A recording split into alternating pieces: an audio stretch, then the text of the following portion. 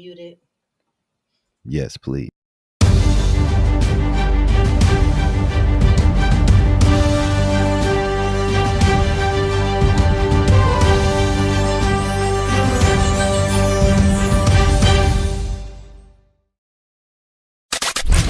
Habari Entertainment proudly presents Habari Live. Habari Live. From Phoenix, Arizona. And you're listening to the Habari Live podcast. The show that brings you news, sports, and entertainment for people who love HabariEntertainment.com. Here are your hosts, Aisha, Jimmy, and Damon Dipleen Ellison. Let's get it going. We are all the way live.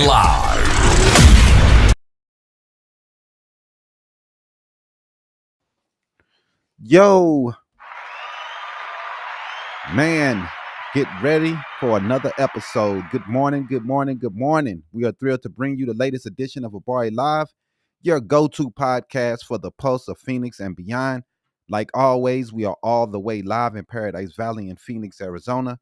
I'm Damon Dipleen Ellison, and my co-host, Aisha. Yes, we'll be your guide through the exciting stories and everyday happenings in our vibrant community, your weekly dose of inspiration, innovation, and insightful conversations from the heart of our city. Let's get it going. Yes, so Habari Live is where we bring you engaging conversation and inspiring stories from remarkable individuals making a difference in our community. Today we have a special guest we want to introduce now. Welcome to the show. Today we have and who's making waves in the world of business finance. She's an entrepreneur, a leader, and the owner of Namaste Business Funding, a company dedicated to helping businesses secure the capital they need to grow and thrive. With years of experience in the financial solutions, she has been instrumental in supporting small businesses, startups, and established companies navigate the complex world of funding. Please welcome Christina Elizondo to the show. Woo. Hello. Yes. Hello. Hey, babe. There we go. It's all good.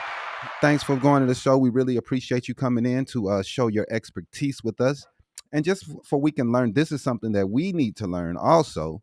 And, a lot of companies are learning about this to try to figure out their niche and to get loans. I know a lot of people of color have issues getting loans from the banks. This is something that has been talked about a lot, that a lot of Black people are turned away. A lot of people of color are turned away, and they're not getting the opportunities. Elizondo is helping people to be able to get over those humps, to make it easier to get into to get loans from banks and other companies that they may want to invest in your company. Yep. So my first question is, can you tell us about your journey into the world of business funding and what inspired you to start Namaste Business Funding yourself? Absolutely. Thank you again for having me on the podcast, guys. I'm really excited, and thank you for giving me this opportunity to talk about my company and the things the vision that I've had for many years.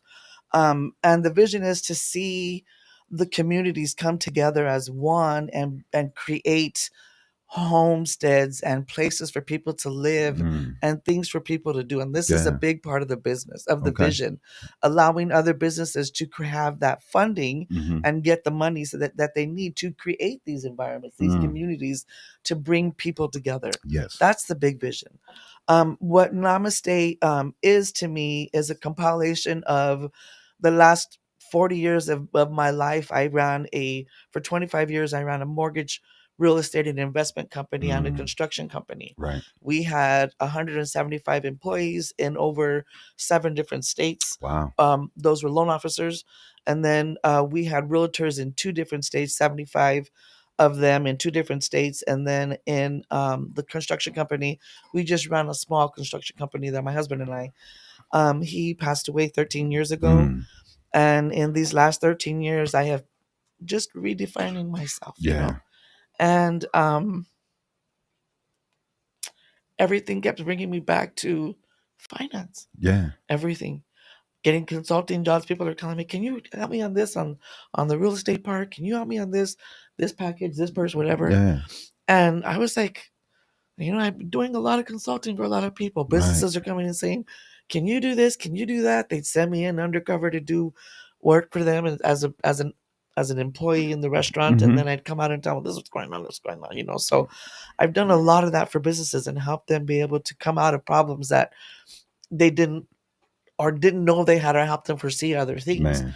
And so with Namaste Business Funding, my whole thing is I want to bring peace to business funding. There's so much chaos out there. Yeah. And people don't know. Yeah. People of color, people of, I want to bring everybody to the table so we can all eat. Yeah. And get the DNA of your company structured properly, right? Yeah. From the ground up. And you get that working right, and you get your business fundable, then we help you get loans. We call it stacking. There's so many ways we can help you get the financing that you need.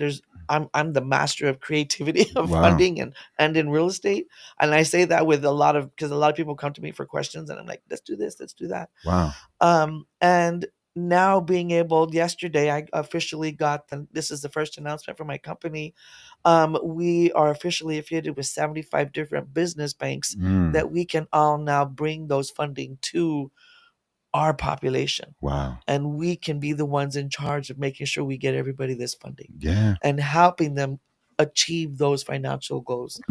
And we want to help educate as many people as possible through classes, through business launches, through networking, through a bunch of different things, and TV shows and podcasts. That's helping the community, bring the community back. Let's bring that money that everybody's paying to those corporate people, and bring it to our community. That's real. Our people's money. Let's go buy your clothes and their, you know what I'm saying? Yeah. Our food that we're creating. Definitely. And become a sustainable force that's to be reckoned with. Yeah.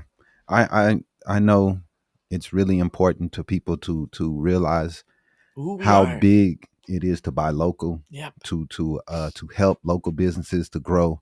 And this is how you become successful. Yep. You know, this is how no you more build gatekeeping. Right. No more gatekeeping. Nope. It's over. The formula's out, and I got it, and I'm going to share it. So let's work. Let's get that work done. That's big, because most people want to gatekeep. Yep. They want to keep that information to themselves. They don't want to help anybody else. No more. It's time, and we are building a community of people. A couple of people that I mentioned to you before, Dr. Richardson, Dr. Rodney, all of us are all coming together. Dr. Saskia, Stephanie Jolly, my partner. Yeah. We've got a ton of strong women and men that are community oriented, that truly want to make a difference. That's what it's about. And you guys coming apart. That is huge. Yeah. And like I said, most people, they want to gatekeep that information. They don't want to share. Yeah. They don't want others to learn because they may get more than them. Yeah. And that crab in the bucket mentality that a lot of people have. Yeah. And if you know and you are sure about your abilities, you won't care about sharing that information. Because you know what? The more you give, the more you get back. That's real. 100%. And that's what it's about. We have had too many people, that have been gatekeepers. They've had too many people that have been gatekeepers, and it's time for that to be over. Yeah. And I'm one of the series that I'm going to be talking about, and why I talk about this, the wonder of woman. The wonder of woman. Yeah. Here we go. Right here. There's so many of us that have come together, and I want all these women to rise up. Yeah, man. Rise up. And there's strength. There's strength in numbers. Definitely. And women come together to help nurture and foster this ability that we can grow, because that's where creation comes from. Right. And let's help and grow in partnership with our partners that we have, and help sustain and grow our communities to be a better thriving company. That's real. Community. It seems like so many people, think that it's a us against them mentality, when it should be. Not. Go ahead, switch the camera, bro. It should be everybody. Let's go to the same direction, and the more people that we see going this direction, the better and the stronger our communities will be. Yeah. And we have so many people trying to fight against each other and don't want to see each other do well. When doing well is the number one thing that helps the community to be better, to be thriving. That's definitely. So what are some of the common misconceptions business owners have when seeking funding? and how do you help them to navigate some of those challenges? Okay. Some of the basic things that I see is a lot of business owners. I think the Turn the camera. the biggest one that I had was um the not locking in the name of your company. It's very simple. Get onto a domain, the domain name, get your domain name locked in. If you don't get that locked in, I had a gentleman that had a company for 7 years. 7 years. Never locked in the company name, never went to got an EIN, was doing everything on his personal. Okay. When I went to go look, He doesn't exist. The name was taken. Right. The name that he had been using, somebody else had taken it and already used it and built a whole other business. That's crazy. And he, you know what I'm saying? Yeah. Get your company locked in. Get the EIN. If you don't know how to do it, ask somebody. Yeah. There's people that are charging a lot of money to do this kind of stuff, and they're not giving you the information or the knowledge of what to do once you get it. Right? Yeah. Let's give you knowledge of what to do once you have that and the power that you have and what you can do with your business. And then come up with strategies on how to make it grow and how to get more money with the money you got to make more money. Yeah. I mean, that's the mission. That's it. That is the mission. That's the mission. And we got the whole formula to get you to do this. I mean, it's so important. And I hope nothing but success for what you're doing, because like I said, it's so many businesses and people want to be successful in their business, but they don't have the know-how. Right. They have the drive to start. Right. They have the know-how in what they love to do. Right. But they don't have the know-how on how to get that capital, how to build on what they're already putting forward. So here's some other little tidbits, right? Emails. What is your email state for your business? For my business? info@habarientertainment.com. Perfect. That's what it should say. A lot of people have their email at gmail.com, at yahoo.com. Yeah. It doesn't look professional. Right. What does your website say? Does your website match your Facebook? Does your website match your YouTube? Right. Do all of them match so that when you go live, everybody can see you?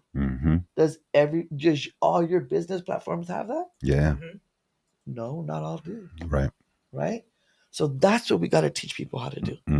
Have it all in sync so that when you go live, so no one has any trouble finding you. Right. When they look up your name, and they find your business. And the bank's going to do the same thing. Right. If your business ain't visible, they're going to have a hard time finding you. And they're going to have a hard time giving you money. Right? What are you doing? And if you're doing that, are you monetizing it? Right. Right, as well. Right. Right? So there's several ways to bring funding to the businesses. We just got to show everybody how to do it. Definitely. Why are we gatekeeping? Why? Let's not do that anymore. No. Right? It's time to get everybody doing the same thing. There's people out there talking about it and showing it. And, you see the ones that go through on the reels everybody's doing, right? They're really doing that. Like, it's real. So why can't everybody be doing that? If you want to do it, you have a business mindset. What you talked about earlier was the entrepreneurs. This is why I look at it. You take an entrepreneur who has all these ideas and all this heart, and you show them what to do with that, and you make him become a business owner. Because a business owner has money and funds to be able to go and grow that dream. Yeah. A lot of people have a hard time asking for help. Definitely. Everybody does. I did. No, it's tough. I mean, I'm that person. I don't like to ask for help from nobody, but I'll give it, and I'll give this knowledge because it's okay. Definitely. And that's what we got to do, is give this knowledge to everybody so we can all prosper and be successful. Admitting you need help is the hardest part. Is admitting that you don't know. Yeah. And a lot of people don't like to admit what they don't know. What does the Bible say? Knowledge is power. That's real. Knowledge is power. And the more you give, the more you're going to get back. And that's what I want to do, and help everybody share and prosper in this knowledge. Yeah. That's amazing. And continue doing that with multiple companies. Switch the camera. To multiple companies, multiple generations, helping people be able to come out of your shell. Let's build those businesses. Let's create. Let's help each other do what we need to do to make it happen. Let's make your dreams happen, and let's get everybody in this prosperous mode. Yeah. So my third question: in today's economic climate, what are some of the biggest funding hurdles entrepreneurs face? And how can they overcome those hurdles? again, just making sure that the company is fundable on paper. That's the biggest thing. Getting your company fundable on paper. Once you have everything in alignment, we will show you exactly how to do that. We will give you, help you step by step. And then once you get yourself fundable, I call it SBA standards. Okay. So you get your company fundable by SBA standards, then your business can go get loans anywhere. Now that's the Small Business Association. They have a guideline. Okay. And you follow that guideline. Okay. And so for every company that's you're getting fundable by those guidelines, then you can go in any bank and get an SBA loan. Wow. Every loan has its time of how long it takes to get, right? An SBA loan is going to be a little bit longer. It's a 6 to 9 month process, but it takes a long time to get it. Okay. We show you how in every step of the way to go out, how to get that. We help you build a budget. We help you build a business plan. Okay. You know what I mean? And then in the business plan, strategically, there's numbers in there that you have to use when you go to the bank, and you have to know what you're doing. Right. If I build you a business a business plan, which is great, I can do them all day long. But what does that mean to you? Right. Right. So my job is to educate you on what it is that you're doing in that business plan. What are you going to do with it? Are you really going to take that money and go take it and use it to make more money? Or are you going to sit there and blow it away? Okay. No, right? You want to have a plan. That's the point. How are you going to make that money back? And then strategically make more money, because that's what the banks want to see. Right. So we help you, work with you to build that business plan. So once you spell it, talk about it in a vision, right? Then you write it down on paper. Then it becomes what? When you write it on paper, it becomes law. It becomes real. Yeah. And then you take that paper and you make it become an action. Then you have a full, complete way to go. Okay. And that's what we show you how to do. That's definitely something that we need. Right. I believe we've built the pillars that we need to have a successful business. Absolutely. But there's a few things missing. Some things that's missing. And that's what we show. We come in and show you what needs to be fixed. You may be a brand new company. You know what I mean? But I mean, by SBA standards, a small company is under 500 employees. Wow. Think about that. That's crazy. Because you would think of yourself as a pretty big company when you have 500 employees. Right. But you're still small. They consider that small. That's crazy. But there's tons of grants to get out there as well.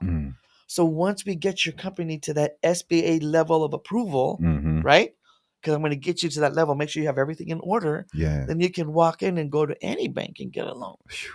Does that make sense? Yeah, it definitely makes sense. You can go get those $75,000 0% interest loans. Whew. Go do 5 of them, stack 5 of those. How much is that? 300,000. Yeah. We can get you. If you're right, get your company right, get that DNA in order, and let's make it rock. Right? Man, I definitely, I'm inspired and I'm learning a lot listening to you. And, we're going to talk to you and definitely figure out a way that we can, because it's all about money. Absolutely. And it's we have to figure out the funding and everything. Right. But we definitely want to put ourselves in a position to get these loans and get the grants. And I think the grants are even more. We haven't even talked about those yet. Yeah, I think just like I was talking about before we came on. Right. You get a little discouraged with the grants. Yeah. You go after them, you get turned down, and then it gets to a point where you feel as though that, oh man, we're just not getting them. We're just gonna have to grind it out ourselves. Right.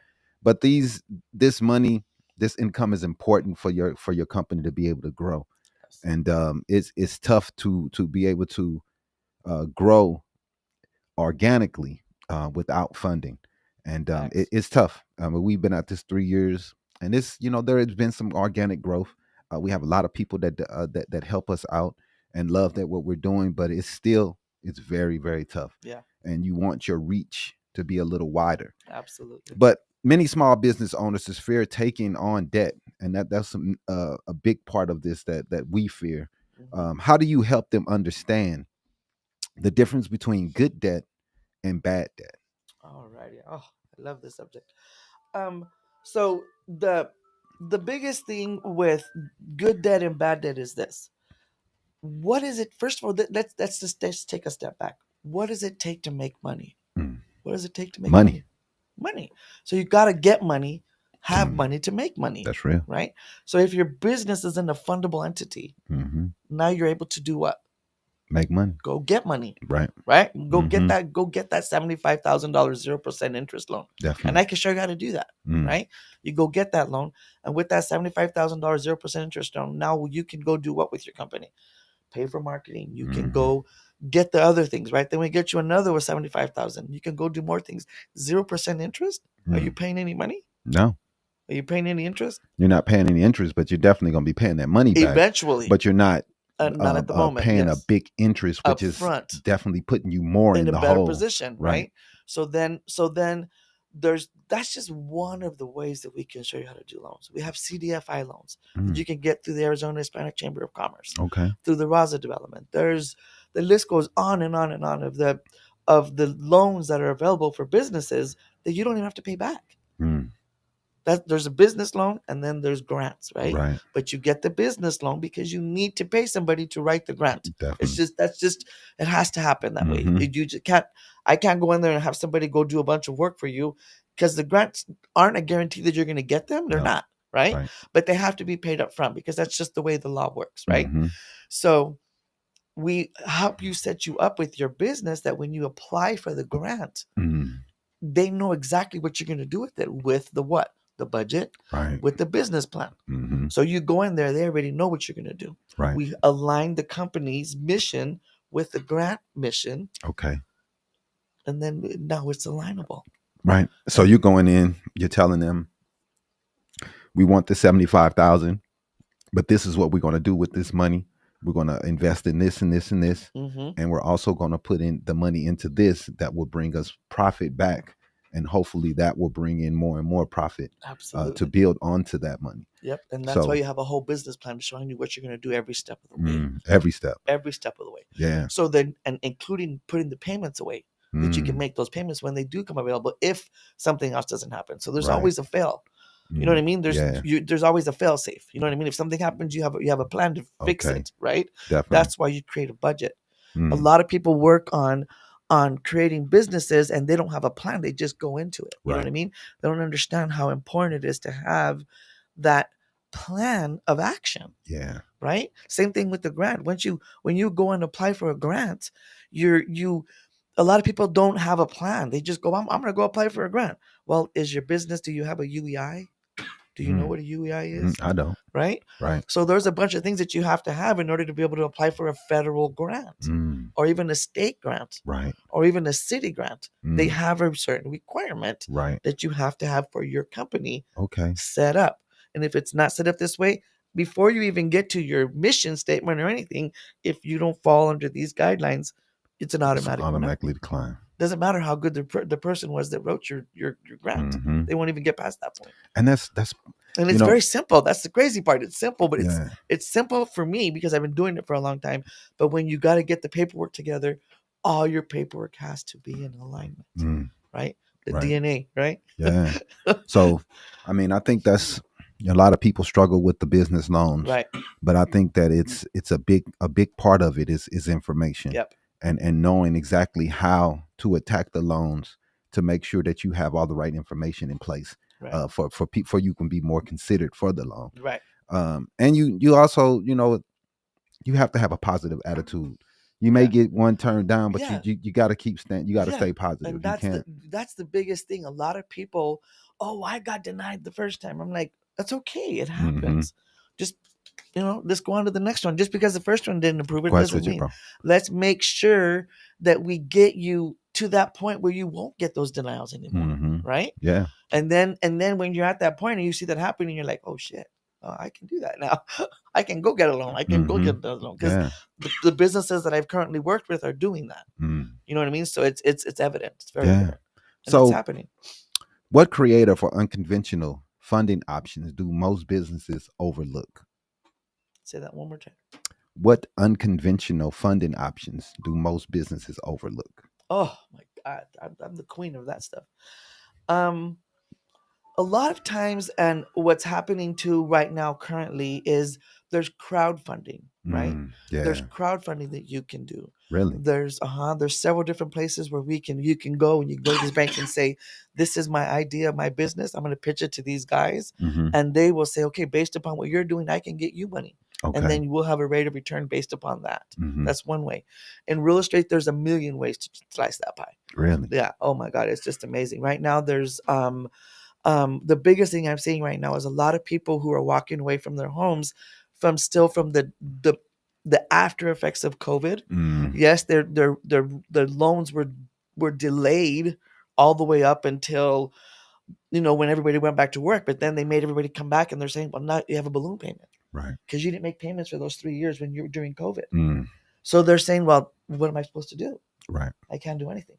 So now they're coming to other people and they're saying, well, what am I supposed to do? I have a 4% interest rate on my house. Do I want to go get a 9% interest rate now? No. It's called a sub 2. Okay. Subject to. Right. You come in there, you give them a down payment, still like what they had put in there originally, and now you just take over the note.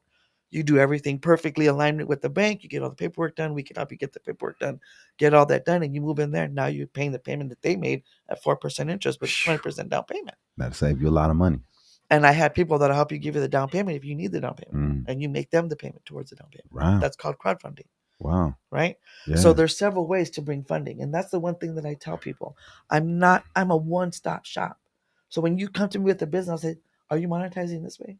Are you monetizing that way? You could monetize this way. You should be doing that. Right. Let's get you hooked up with this. Okay. Right? Make sure you're using all of your available resources. And that's the most important part. People don't realize that. And yes, it takes time to build it. But why not now? What are you waiting for? Right. Let's pull our resources together to help everybody do that. And then everybody can be successful. Yeah. Yeah, man. Right? Definitely. You guys are doing it. Let's show others how to do that. I'm doing it. I want to show others how to do it. Yeah. Right. And that's amazing. To me, that's what it's about. That's what the community is about. Is helping someone else who may have a hard time and helping them to build for their future. Yeah. So let's get into the last question here. As a female entrepreneur in the financial industry, what unique challenges have you faced and how have you overcome them? Oh my God, that's a doozer there. So when I became a broker for Paycor Mortgage, back then I was 25. First female Hispanic to own a brokerage firm. And it was an 8-hour test to pass that. Wow. Doozer. Goodness. So keep my language family friendly. I took the test 3 times. On the 3rd time, I passed it by 1 point. Goodness. Did I care? No. No, I just hell no. it. Right. Don't matter. You passed. That's all that mattered. And then the mortgage broker test back then was the same way. Goodness. So I had the mortgage broker, the real estate broker, and then I had all my licenses for investing. I had all the way up to a NASDAQ clearing. Wow. And clearance. And I don't have the licenses anymore, but I know, that's a lot of the knowledge that went into my brain to get those. You know what I mean? So it's a lot. It's a lot of knowledge, a lot of information, and I'm ready to share that with everybody and share that with others to help us all create classes. We're creating classes. I'm working with the Hispanic Chamber of Commerce. I'm working with Capital Readiness Program.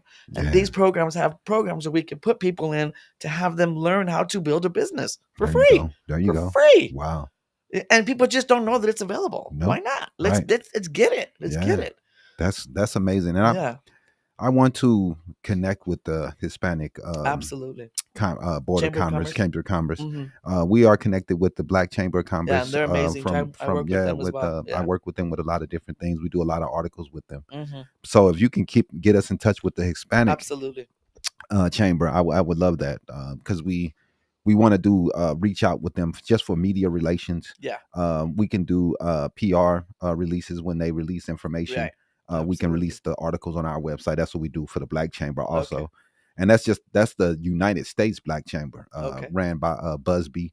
And the one in Arizona too, we're connected with them also. So I just want to make sure that all communities of color are being heard, and we're helping to get the word out on what's going on and making sure people know how they can get this information to help them build and to make their company better and put themselves in a position so they can get loans, grants, get better information for about their business and what they're trying to do. Yeah. So the rippling effect is amazing, isn't it? Definitely. Because all it does is just continue going down, you know, from there.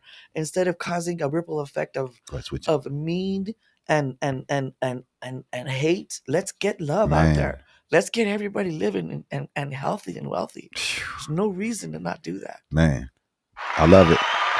That's what it's about. Especially in today's environment of I hate you, I hate you, I hate you. Switch it up, bro. We gotta figure out how to be more loving, and you know, a lot of people don't like it, but you don't have to like a person's lifestyle to care about them as a person. Right. You don't have to like every decision that they make. We're so caught up in so many things that's dividing us when we should be coming together, and instead of preaching hate, we should be preaching love. Right. So last question for real this time. What's the next for Namaste Business Funding? Any exciting projects or plans you'd like to share with us? And also shout out how to follow you and your website and any information that you think is pertinent. Absolutely. Thank you so much again for having me here. No problem. It's been a pleasure. I enjoy having the conversation and getting the word out. You know what I mean? That's the most important part. Namaste Business Funding came out of Namaste means the divine in me bows down to the divine in you. And if you're coming at it with a heart of gold, and I know what I'm here for, the mission. I know I'm here to help people get better and do things in many, many ways. Right. And that's what Namaste is to me. Our big plans are, like I've been talking about this whole time, is to get as many businesses fundable as possible. Yeah. And through any means that we can do this. And all the means possible. There's several ways out there that we can help you get fundable and get those grants and get those things that we, those things that we can use to help you get your businesses going. Yeah. And making impact, making a huge impact on the world, and starting in our community and then going out beyond that. That's what's on the horizon. For sure. It's a huge vision. Thank you. We love it. And I love your passion. I love how much you care. You can tell that you really care about this and that it's something that you wake up to do. And I love that, seeing that. And I love how much it matters to you. Yeah. And from that's what you want to see, the passion out here. Right. You want to see people that care. And you can really tell that you really care about these things. And you care about the future of others. You care about people being able to build, and you're helping them. You're proving it. You're waking up and you're proving it, and that's big, because a lot of people point fingers and talk about others, but they don't do anything to change anybody's life. Yeah. And I think that you are doing that, and we appreciate you for that. All right, man. We're gonna take a quick break. We're gonna be right back with more Habari News Weekly. That's gonna do. We're gonna go through the week's news and different stories for the week. Stay tuned. Let's get it going, man. It's gonna get hype. Hey y'all, it's Mama Soul's Fish and Chicken, Habari Entertainment sponsor. Let's go get it.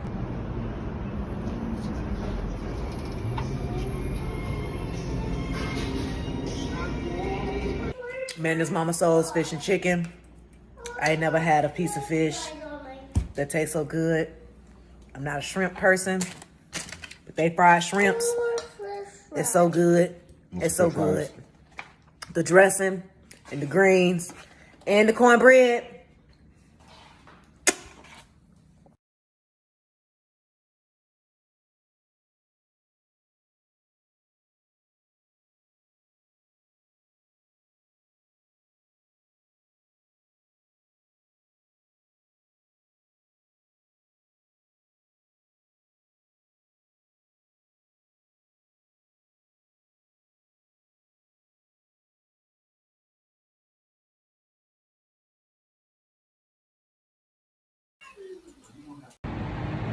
Hey y'all, it's Mama Soul's Fish and Chicken, Habari Entertainment sponsor. Let's go get it.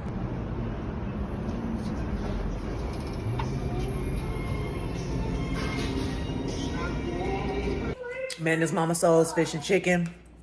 I ain't never had a piece of fish that tastes so good. I'm not a shrimp person, but they fried shrimps.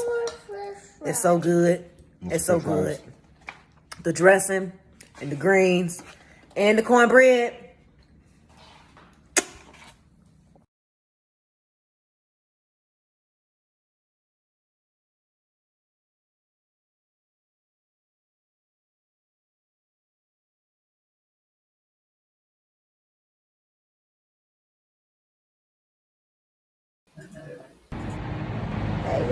Hey y'all, it's Mama Soul's Fish and Chicken, Habari Entertainment sponsor. Let's go get it.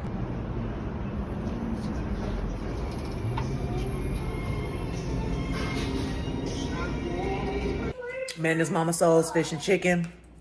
I ain't never had a piece of fish that tastes so good. I'm not a shrimp person, but they fried shrimps. It's so good.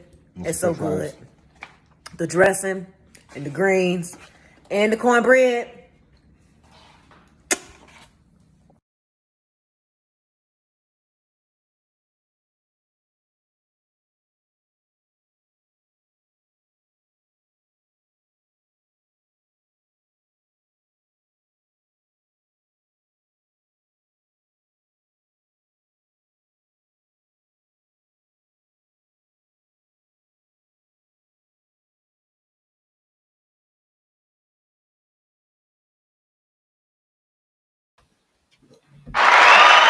Welcome back. Welcome back. Yeah. So let's go ahead and run that Habari News Weekly.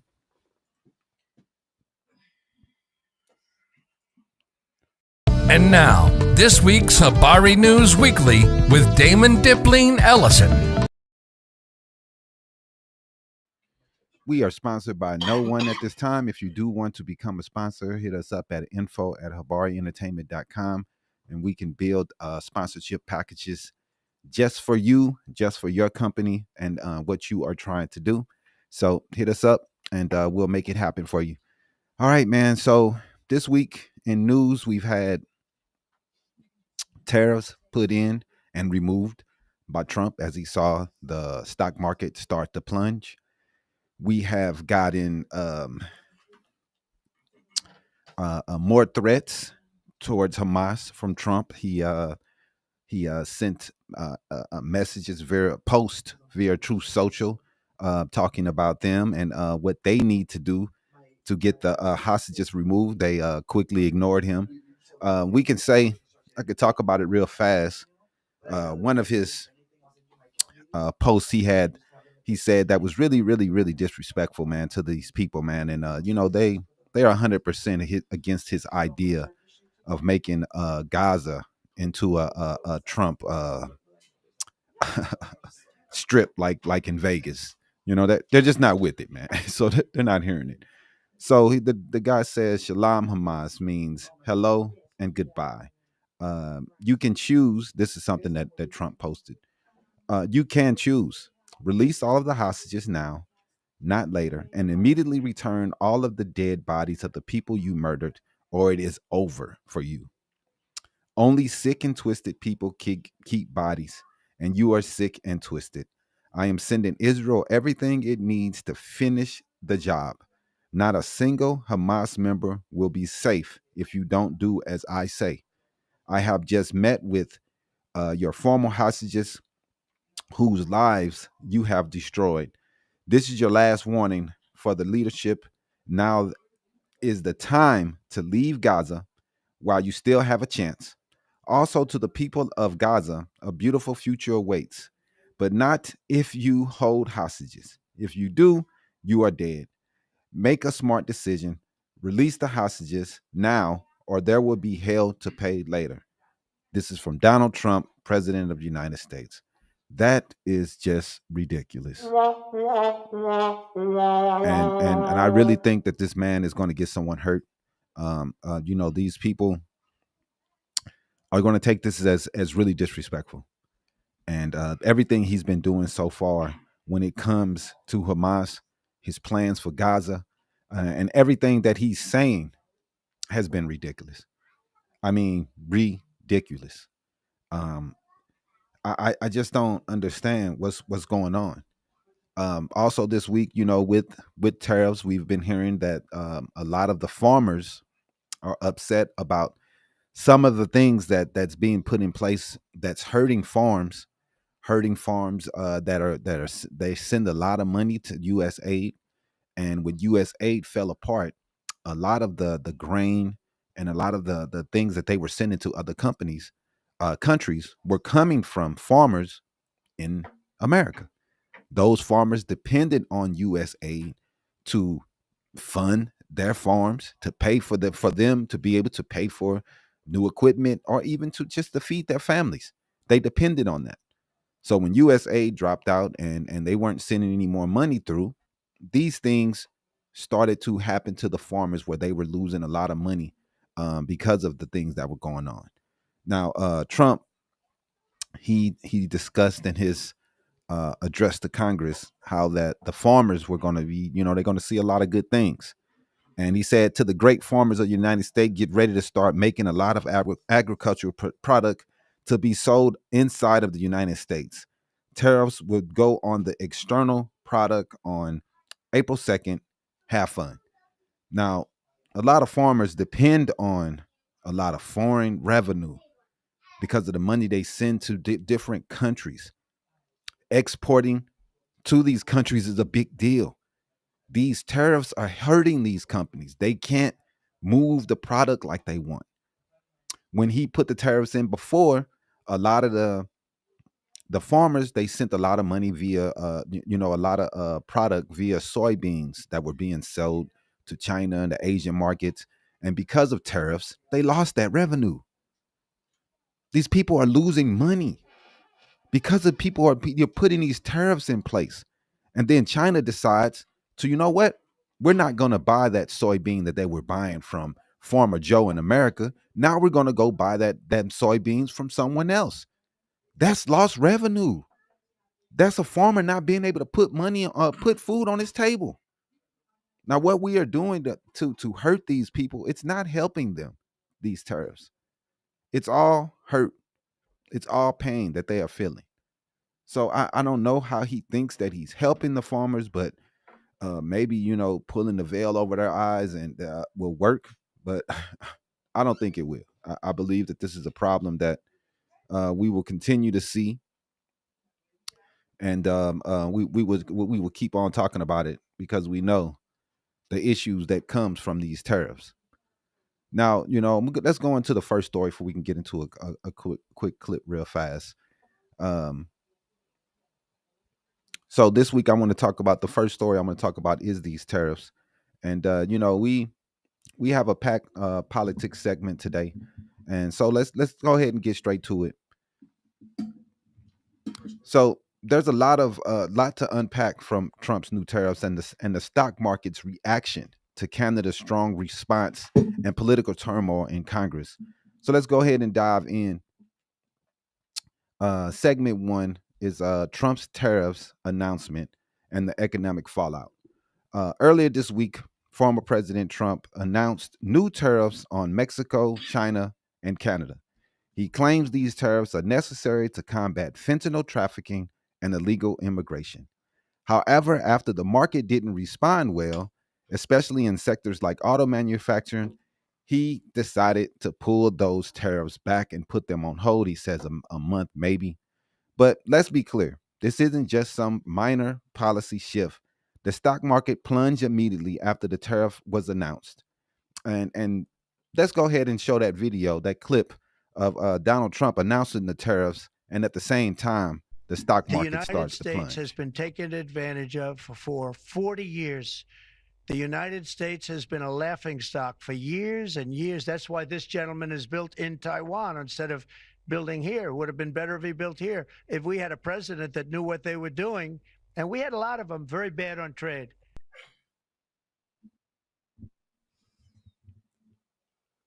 Yeah, man. So I mean, you couldn't really see it because it was kind of cut off. But if you to the right of the screen, you would have seen the plunge, the red that was going as this man was talking.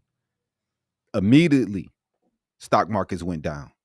Now I know some people don't care about the stock markets, but a lot of people like myself, our retirement is on this. You have everything that you're building, hoping for the future is built into this stock market. And he's playing games. He's playing games with Social Security. We'll get into that a little later. But these things are hurting everyday Americans. So, I mean, I don't understand how he thinks this helps, but it does not. As you can see, the numbers don't lie. The S&P 500 took a major hit. NASDAQ wasn't spared either. The instability caused by Trump's back and forth decision is making investors nervous. They don't want to. They don't want to deal with this. You're next.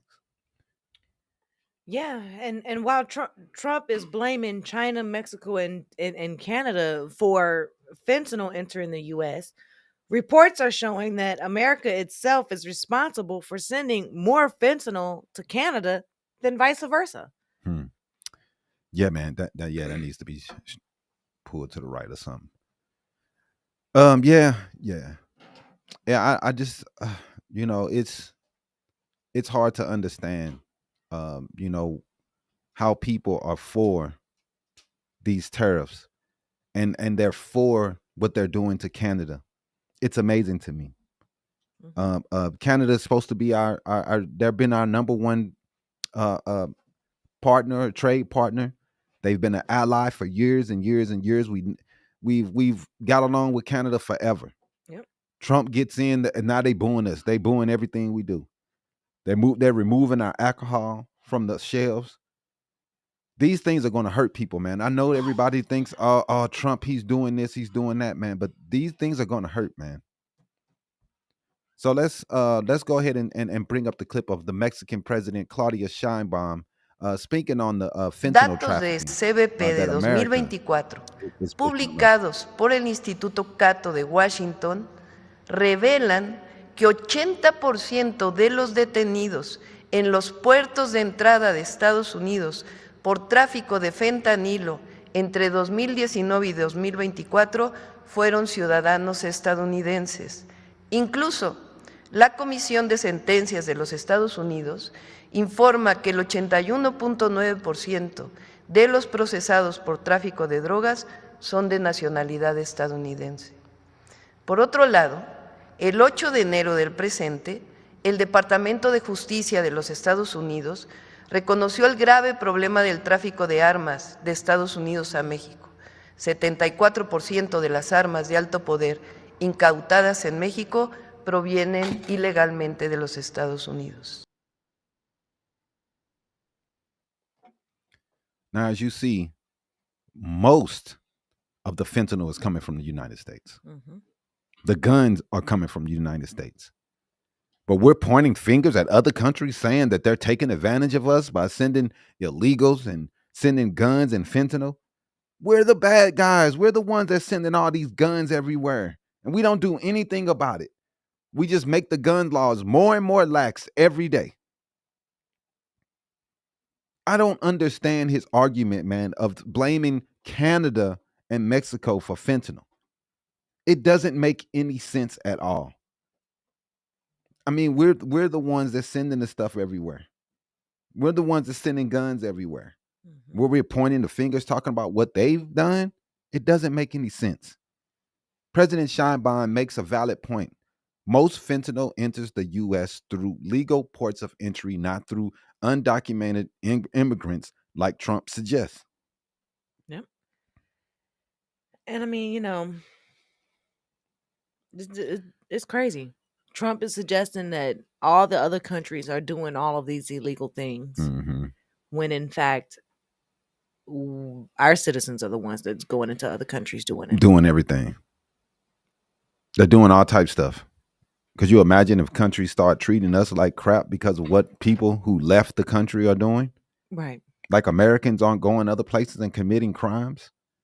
Like we're not going over to Canada and shooting people and doing things, crazy things. Could you imagine if Canada, somebody got shot in Canada and we just blame the whole U.S.? No, nobody from America come over here. Y'all done kill all y'all bad. We gonna blame everyone for one person? Right.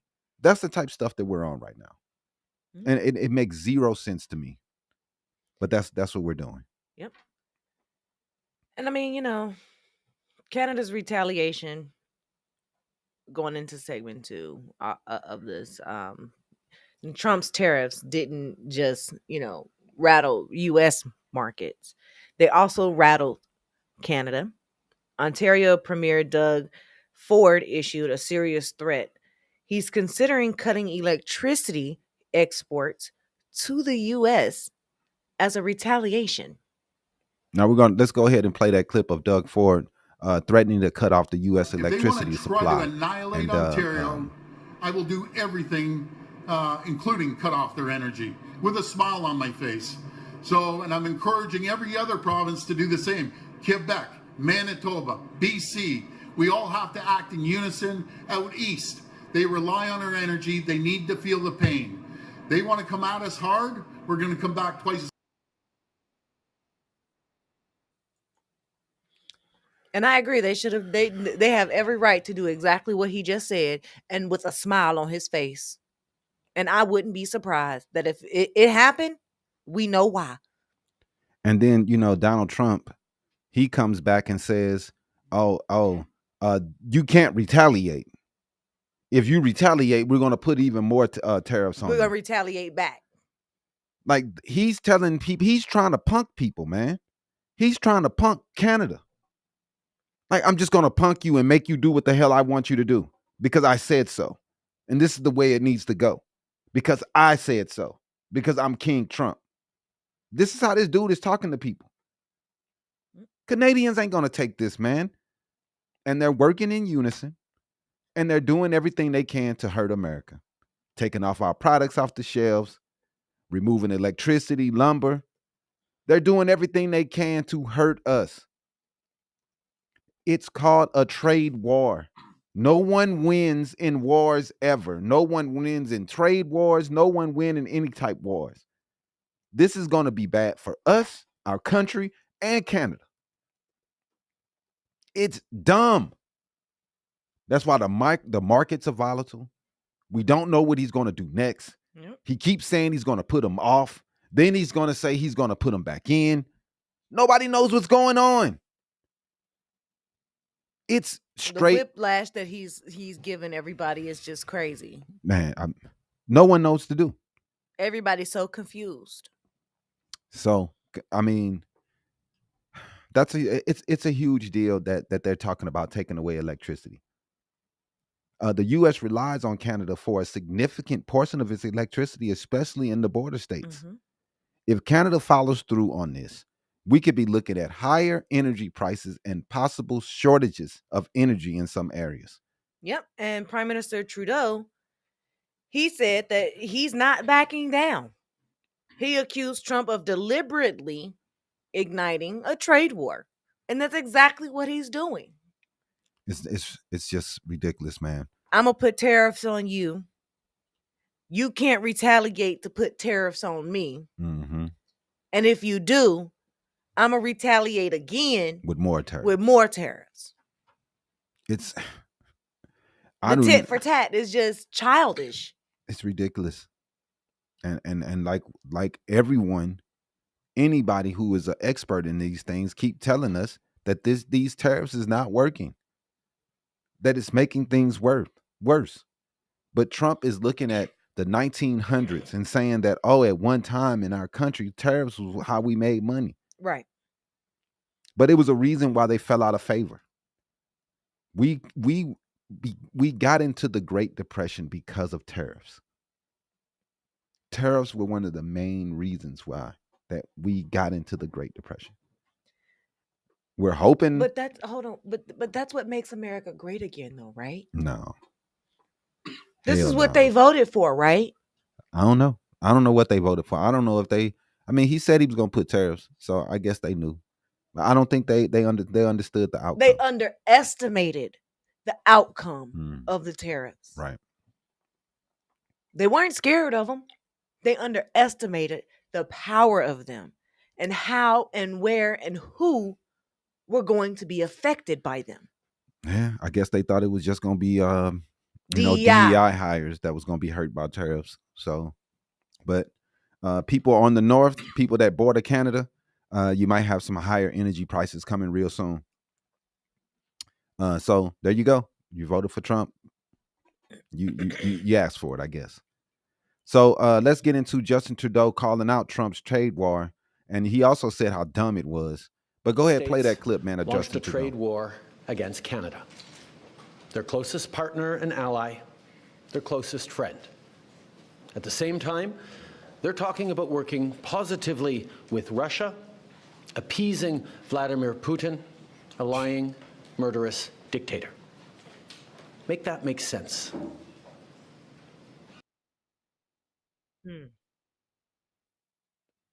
Yeah, Make man. it make sense. I mean, it's unbelievable. This guy is siding with Russia. He's siding with the enemies while making the people that we have been cool with and we have been allies with for decades. And we're going to make Canada an enemy? This dude, man, I swear Trump is the worst president ever. Ever. And then a couple of days, I think yesterday he's starting to realize that, maybe I need to go a little harder on Russia because everybody's calling me a Russian operative. Everybody's saying you was a Putin bootlicker. Even the Kremlin came out and said you're aligning that your U.S. foreign policy is aligning with that of Moscow. Yeah. I mean, so if they can say that this is what you're doing, and everybody else sees this is what you're doing, but your party says, "No, that's not what we're doing." They don't care, man. As long as they kissing Trump ass, it doesn't even matter what he does. He's the king to them. He does no wrong to them. No wrong. He can't do anything wrong to the Republican Party. I'm happy Trudeau isn't holding back. And this could lead to even more trade tensions between the U.S. and its closest ally. Yep. Our closest ally. This is how dumb this is. Russia don't like us, man. They don't want us in this shit. Russia don't give a fuck about us. I just cannot believe that this dude is outwardly saying like, "Oh, we're with Russia." I mean, it's ridiculous. Now he's talking about putting sanctions on Russia and everything because of the war. He first decided he was going to go hard on Ukraine, make them look like fools so they can come to the table for peace. Like it's their fault that they're being attacked. Right. Last night, 14 people were killed in an attack from Russia on Ukraine, as they are more and more openly trying to target citizens. They're trying to blow up their energy. Any place that has any energy facilities, they're trying to blow them up. They're trying to take over these people's country, man. And there's so many Republicans who want to just give them a golden path to just do it. Yep. They're okay. Just take it. Go ahead. I mean, it's insane. But would you do this for Israel? Nope. Would you do that with Israel? Nope. All the money that we just gave Israel more money. Nobody has a problem. We're selling them arms. We're sending them money. Trump online talking trash about them. What he gonna do to Gaza? They making plans for Gaza and how they gonna make it into a Vegas type nightlife. Mm-hmm. Like, this is crazy. But Ukraine, we don't care about the money they need. We don't care about them. It's insane. Canada is our closest ally. Why would we treat them like that? Now, I would talk about some of the historical perspectives and how, Ronald Reagan felt about tariffs. I mean, you're right. Oh, my goodness. Before we move on, let's take a quick step back and play that video. Oh, you don't have it? No. Okay. Never mind. But, it's on you then. Yeah, I mean, Ronald Reagan was a icon. Ronald Reagan was a Republican icon, and he had a very different view on tariffs. In fact, he called tariffs very stupid. Reagan's stance was clear. He believed in free and open markets. Trump's approach is the opposite, raising questions about whether these protectionist policies are even effective.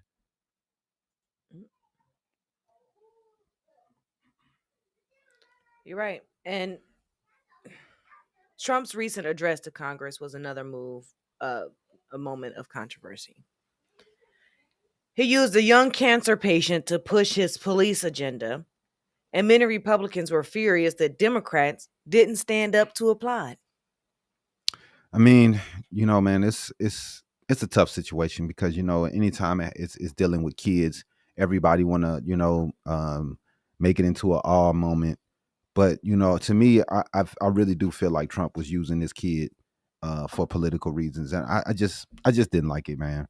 Yeah, it was cool that he made the kid an honorary police officer and everything else, And agent of a federal agent, Mhm. Secret Service agent. Yeah, man, and I don't know, man. I just didn't like it. They're upset that Democrats didn't stand up, but I've watched for years.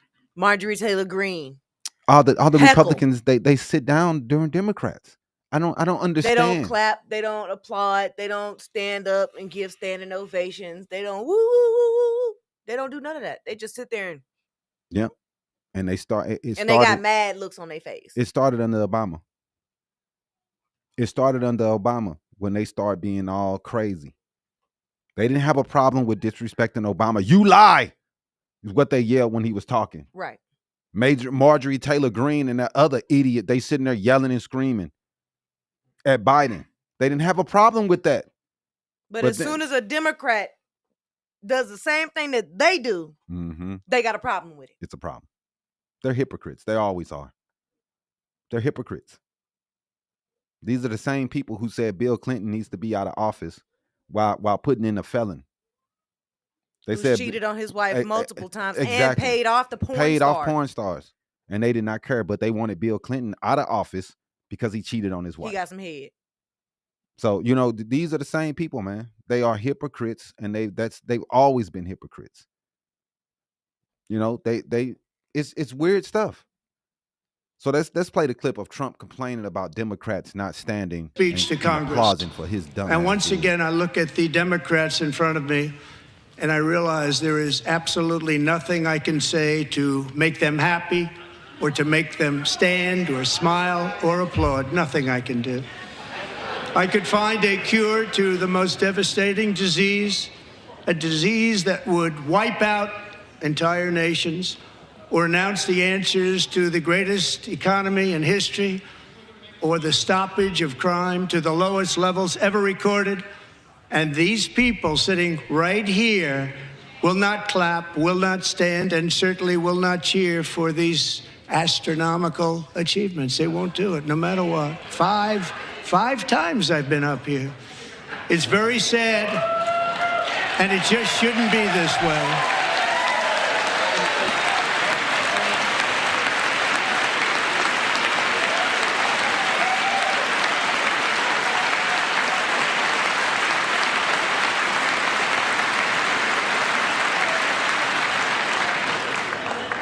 So Democrats sitting before me, for just this one night, why not join us in celebrating so many incredible wins for America?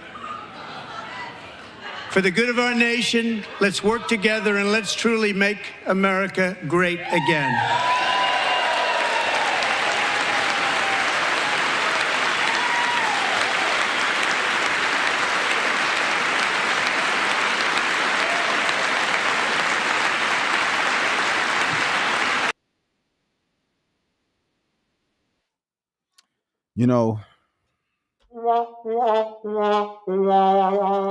It's amazing to see this dude try to act like he's reaching out to the other party when all of his statements disrespect Biden. He called Biden an idiot when he was talking to Zelensky the other day. He said Obama was the worst administration there ever was.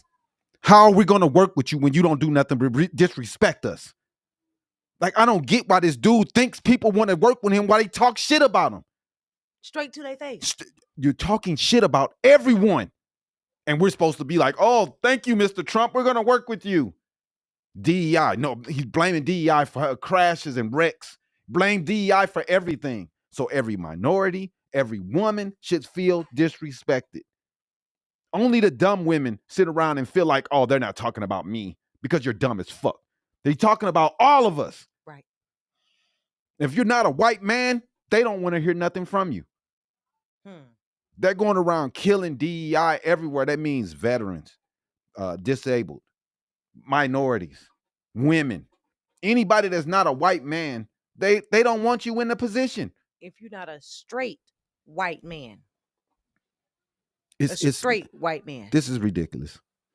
And you talking about work with him. You going around firing everybody.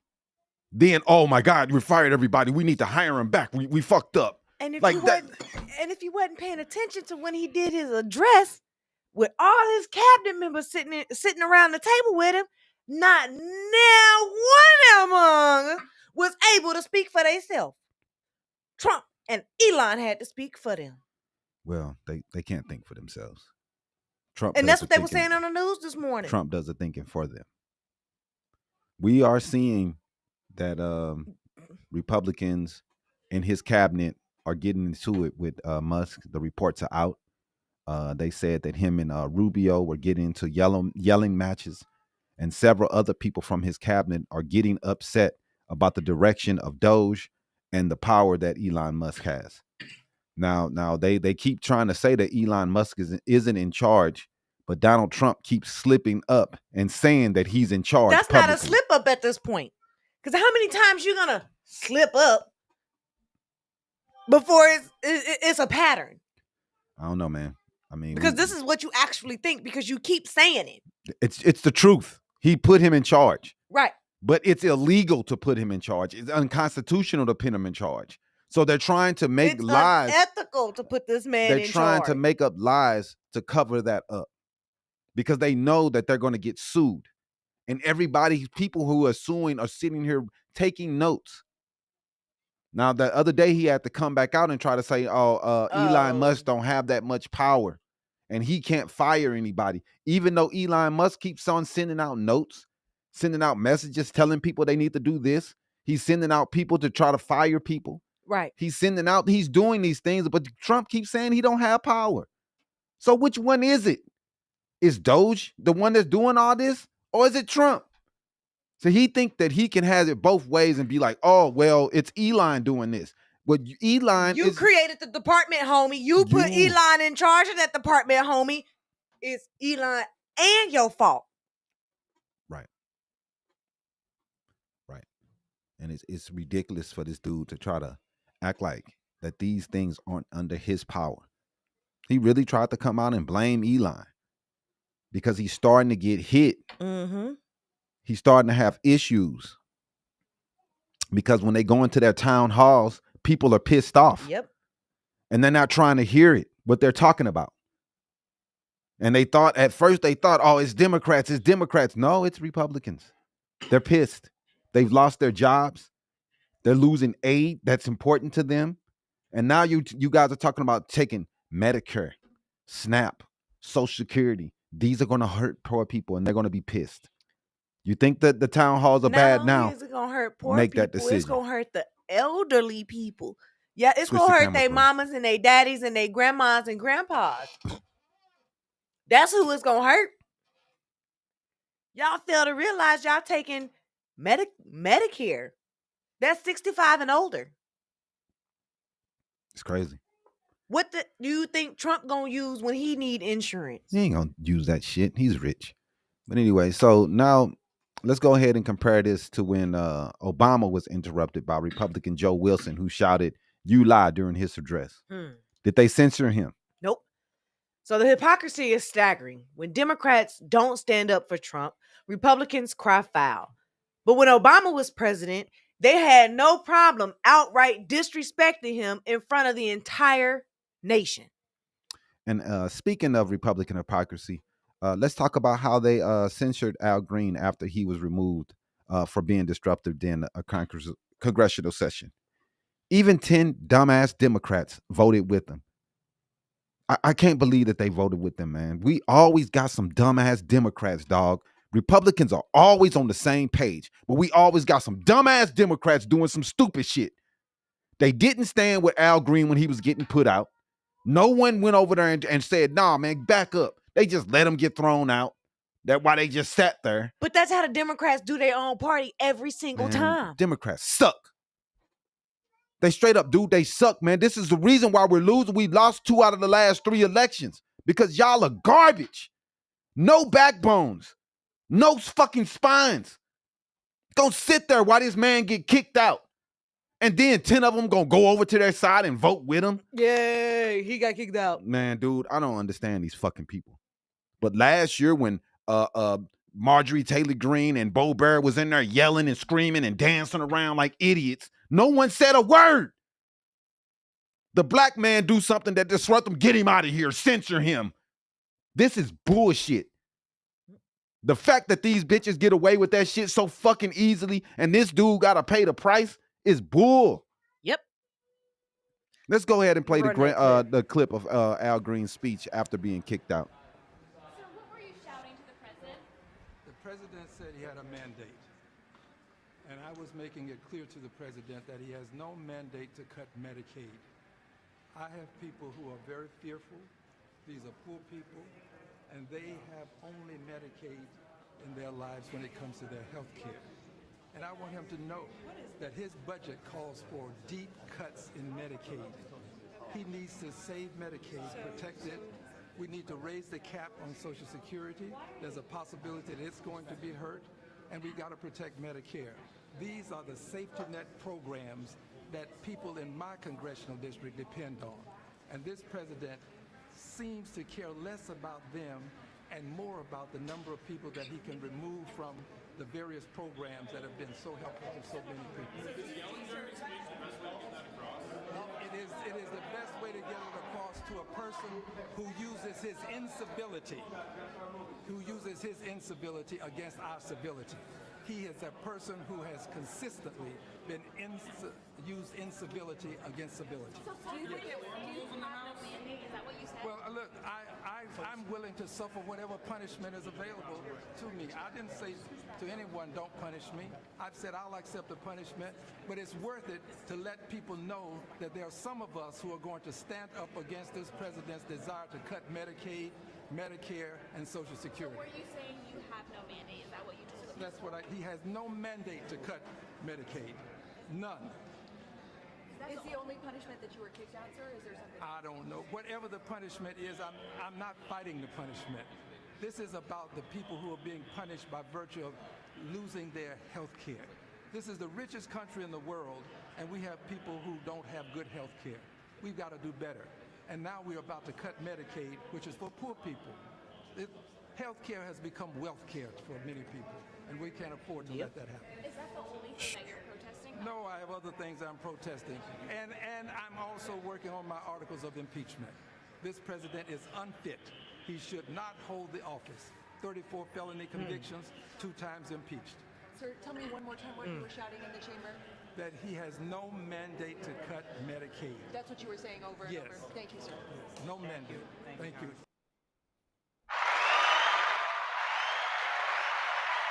Thank you for Al Green standing up for the people who are going to lose Medicaid. And, you know, you people who are okay with this stuff, you clapping and stuff that he's going to be taking Medicaid from your grandpa and your grandmother. They're not going to be able to pay for their insulin.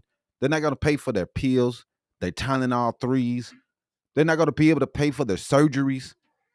Your grandmother's going to be suffering and y'all sitting around clapping happy that this is happening. What he's going to do, he's going to give $4 trillion in tax cuts to the rich, to his own boys. That's what he's going to do. Why? He takes your Medicaid, your Social Security. And people are clapping for these things, man. How? I mean, Americans are supposed to care about each other. To think that we have watched since the 80s, hoping that trickle-down economics will finally work. The rich have $1 trillion now. They have 90% of the wealth of the country in America. You tell me how that is making America better. How is it making it better to keep on giving all of our hard-earned money to the rich and the 1%?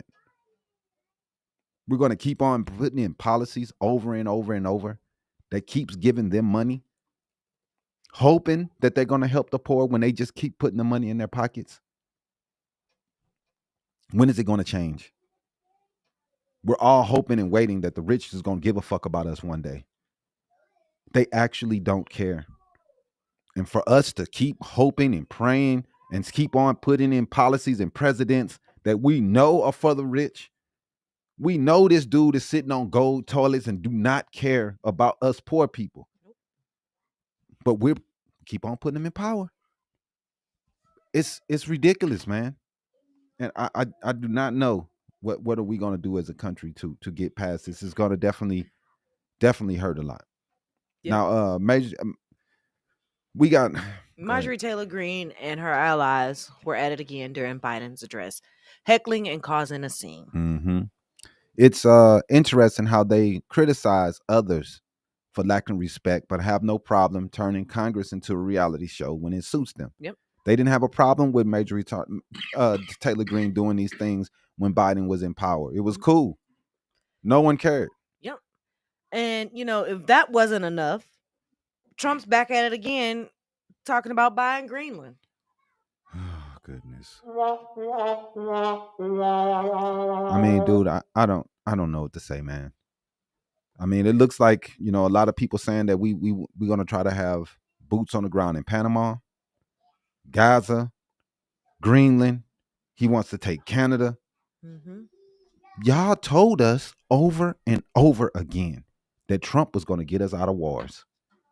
That it was Biden's fault that we was in these wars. They look like we finna get into 4 wars now. Trump said he was going to end all wars day one.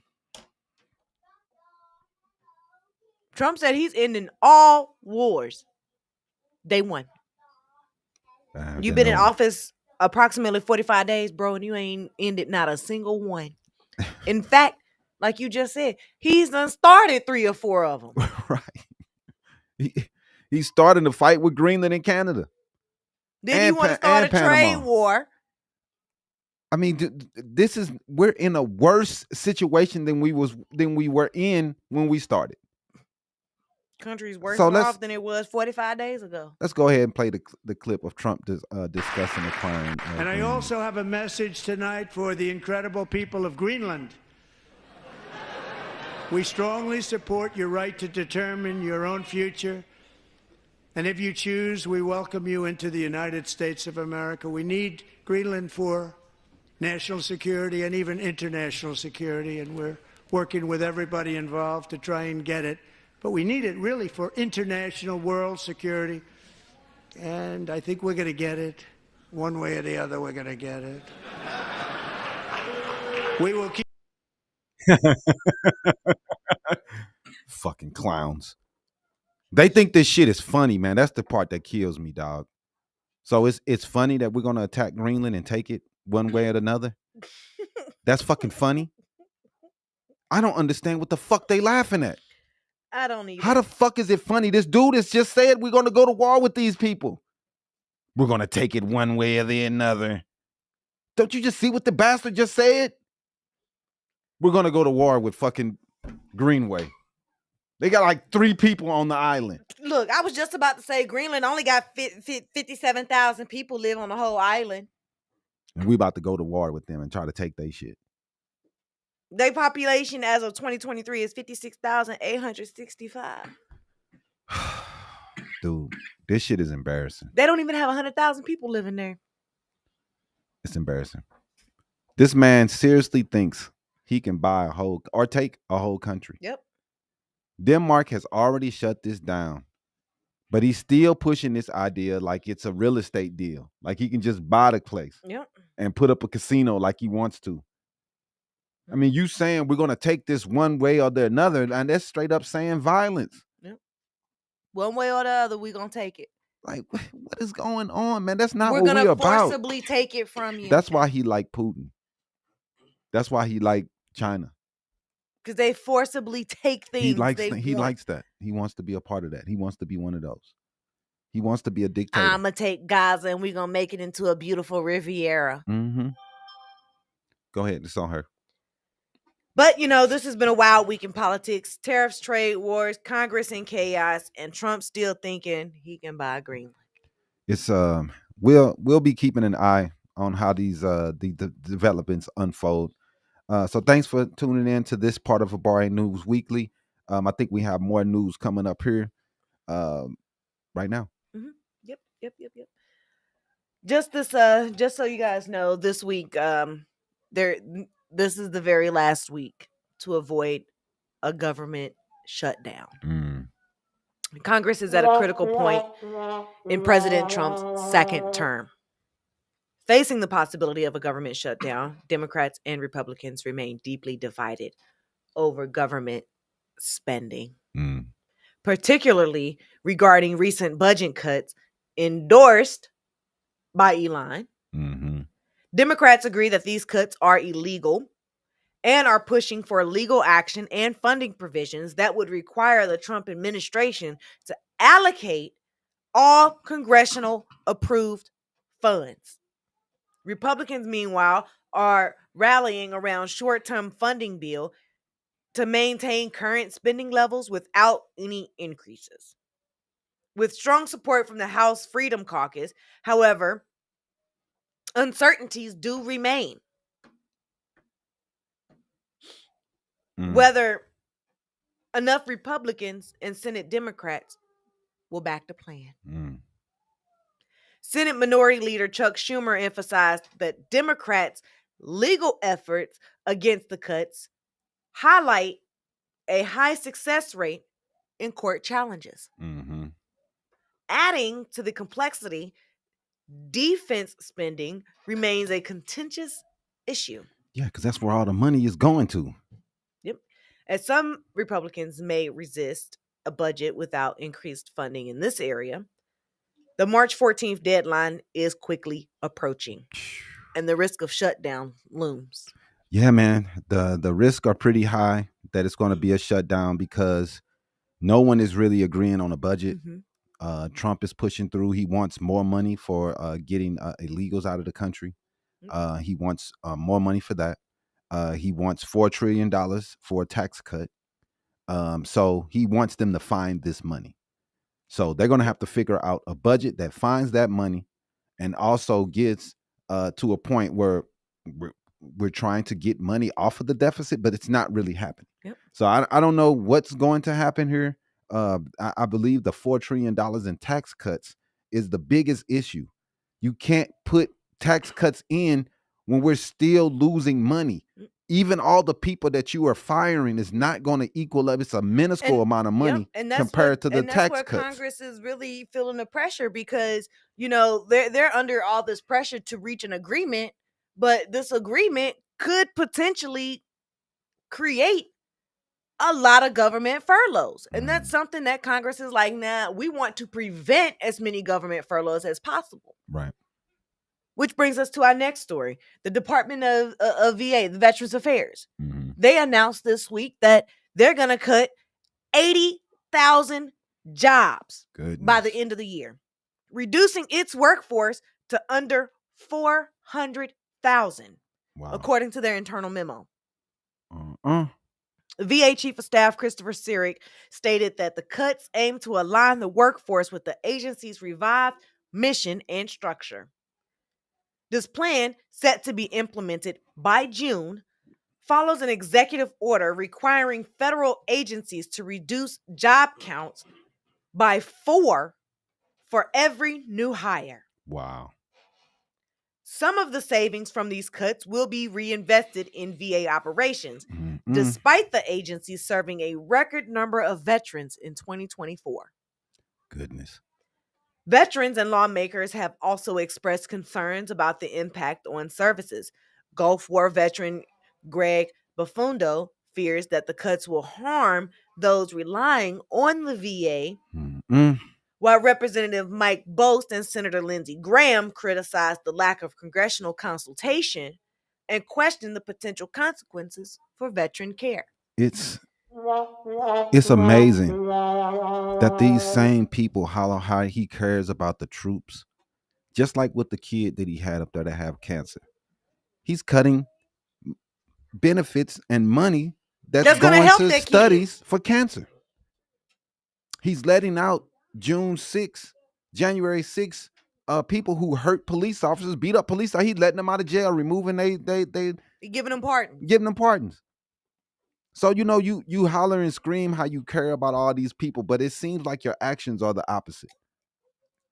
I mean, dude, you are doing. His actions is showing us exactly what he cares about. You don't care about the veterans. I seen a veteran on TV crying because he's worried about the veterans and the care that they're going to receive, because it's already bad, and now you're going to fire all these people. It's going to be horrible. Not even 10 years ago, with the staffing that the VA had, there still was not enough workers in the VA to ensure that all veterans were seen within a timely manner. Veterans are still having to wait 30 days or more. Wow. Just to get care.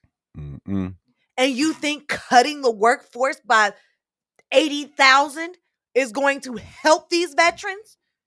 You think that's going to give these veterans the care they need without delaying care? It's definitely going to be some issues. They already had issues getting care to the veterans. It's going to be tough. And physical therapy and mental health are the two number one thing, are the number two thing. Those are the two top things that veterans go to the VA for. Yeah. And you're just going to cut the jobs, and that's cutting these programs for these veterans. Yeah, man. And you care about the troops? You care about our veterans? You can't. Your healthcare reform said you wanted to focus on mental health. That mental health includes mental health for the veterans. I guess it doesn't, because what they're doing, everything they're doing is firing and taking away funds. Now, I know everybody think it's fun that we're saving money, and like I said last week, man, Bill Clinton, he created a surplus, and one of the ways he did that was taxes was already raised on the rich. Yep, that's one thing. Number two, he did fire a lot of people, but he did it in a way where he looked and saw which areas that he can get rid of people without hurting the process of the government, without hurting other countries, without hurting other people. That's how he put these things in. That's why back then you didn't hear anything about people being pissed off about being fired, because he gave them time. He ended contracts over time. He didn't just come in firing people on day one. And this is what they're doing. Everybody wants to see the government be more efficient. Everybody wants to see the government not waste dollars. Nobody wants to. The Democrats don't want to waste dollars either. Right. And I mean, it surprised me this week that Republican Senator Rick Scott openly acknowledged that cuts to essential programs like Medicare and Social Security are inevitable due to the financial strain, stating that the government will have to reduce spending on programs that people rely on. Speaking at the Rescuing the American Dream Summit, Senator Scott cited rising debt, inflation, and interest rates are reasons for the impeding cuts. Scott also previously led a Columbia HCA during a historic Medicare fraud scandal, is among the few Republicans directly addressing the issue. The largest budget bill aimed at advancing Donald Trump's agenda requires significant deficit reductions, likely targeting Medicaid. While cutting such popular programs is politically risky, some Republicans are avoiding direct admissions. Yeah, I mean, Trump won't admit it. He keep lying. You know, they tried to hide it under the bill last time by putting it under the name of the Energy Commission, knowing that a lot of people don't know that commission is the people who take care of Medicare and Medicaid, and they are the people that puts forward the budget.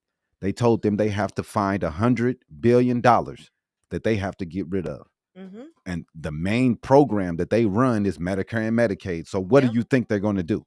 And a lot of people are unaware that Medicaid is known as a different name in every state.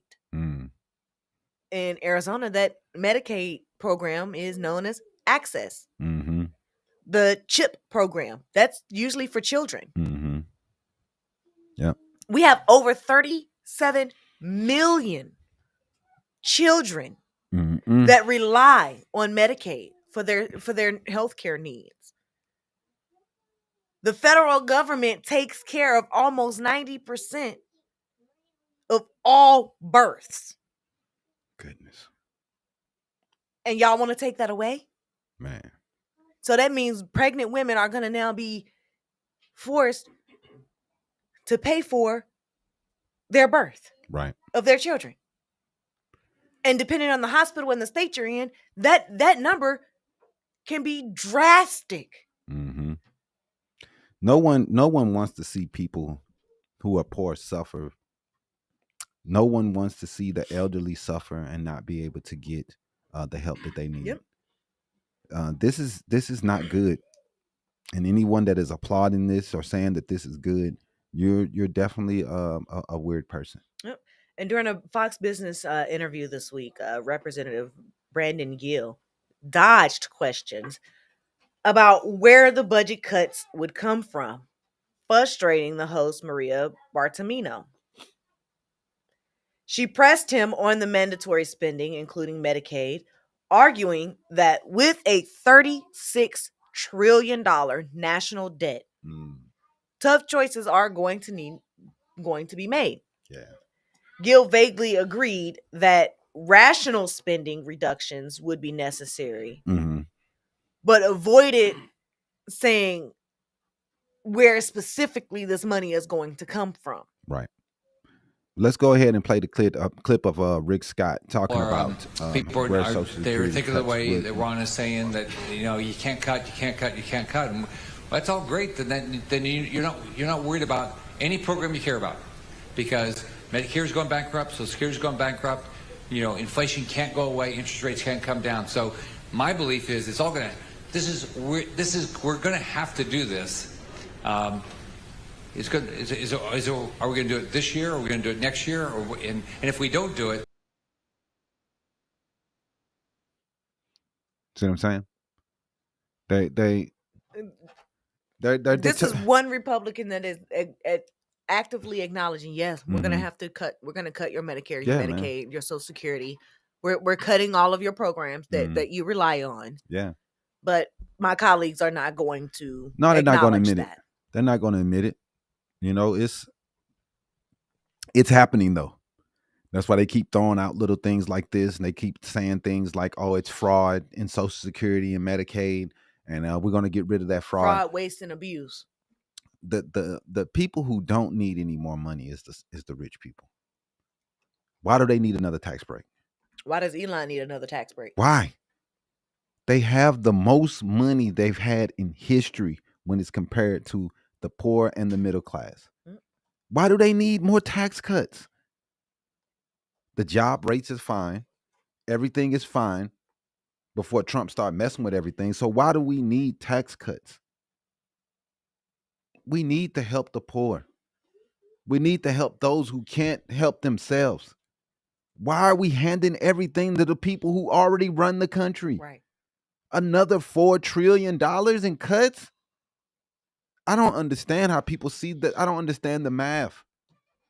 And he keeps telling everybody, go find money to cut.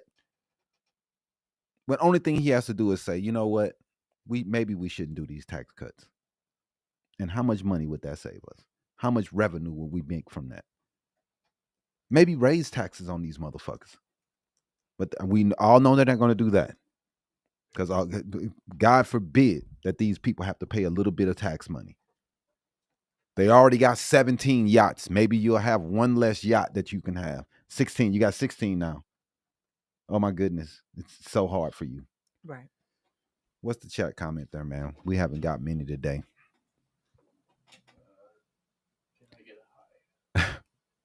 Hi. What's up, AW Butterfly? Put it on the screen, I guess, man. Hello. What's up? Joe Poppy Menudo. See what he say. Lessons and thanks. Thank you. Jimmy had a valid comment this morning. See what Jimmy said there. Some business owners don't understand the business aspect. I feel like they think a personal relationship is going to help their business. I mean, personal relationships help a lot of businesses. Who you know is a big deal in how you grow. So you have to be fair with everyone. You have to be respectful to everyone because you never know when you might need them again.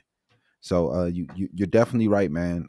Some people think personal relationships are going to help, but at the same time, personal relationships can help to build the right type of people that you need to help to make your business successful.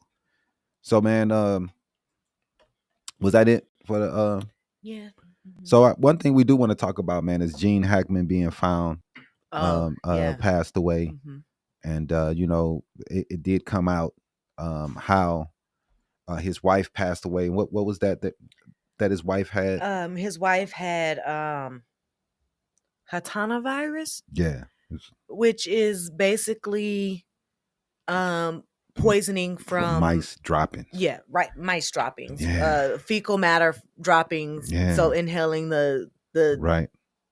And then the she passed away first. Mm-hmm.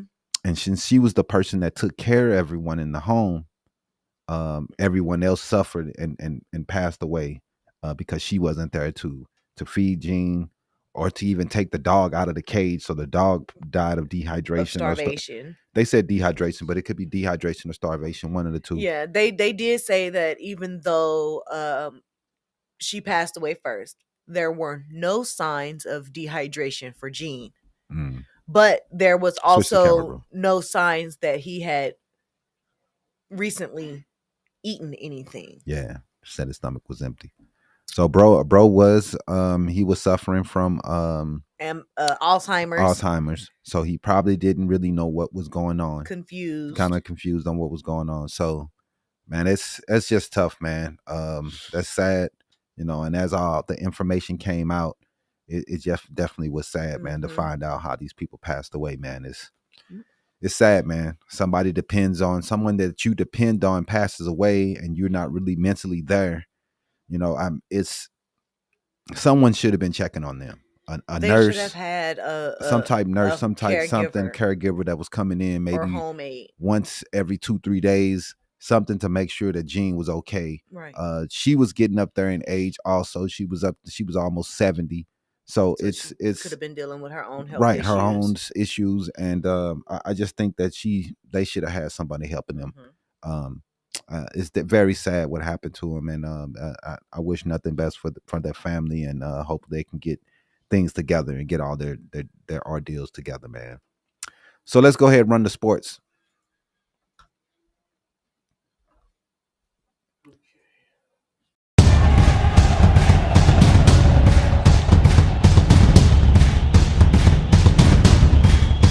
Habari Sports.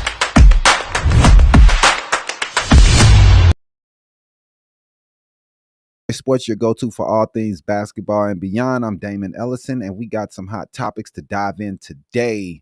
Mostly, we want to talk about what was going on with LeBron James confronting Stephen A. Smith at a Lakers game against the Knicks. Man, all the drama, man. LeBron, at the end of the game, walked over to Stephen A. Smith, and he had something to say about Stephen A.'s segment or reporting on his son Bronny. And I guess LeBron did not like something that he said in one of his segments, and he wanted to confront him. And so let's go ahead and run the video, man, of LeBron confronting and taking matters into his hands.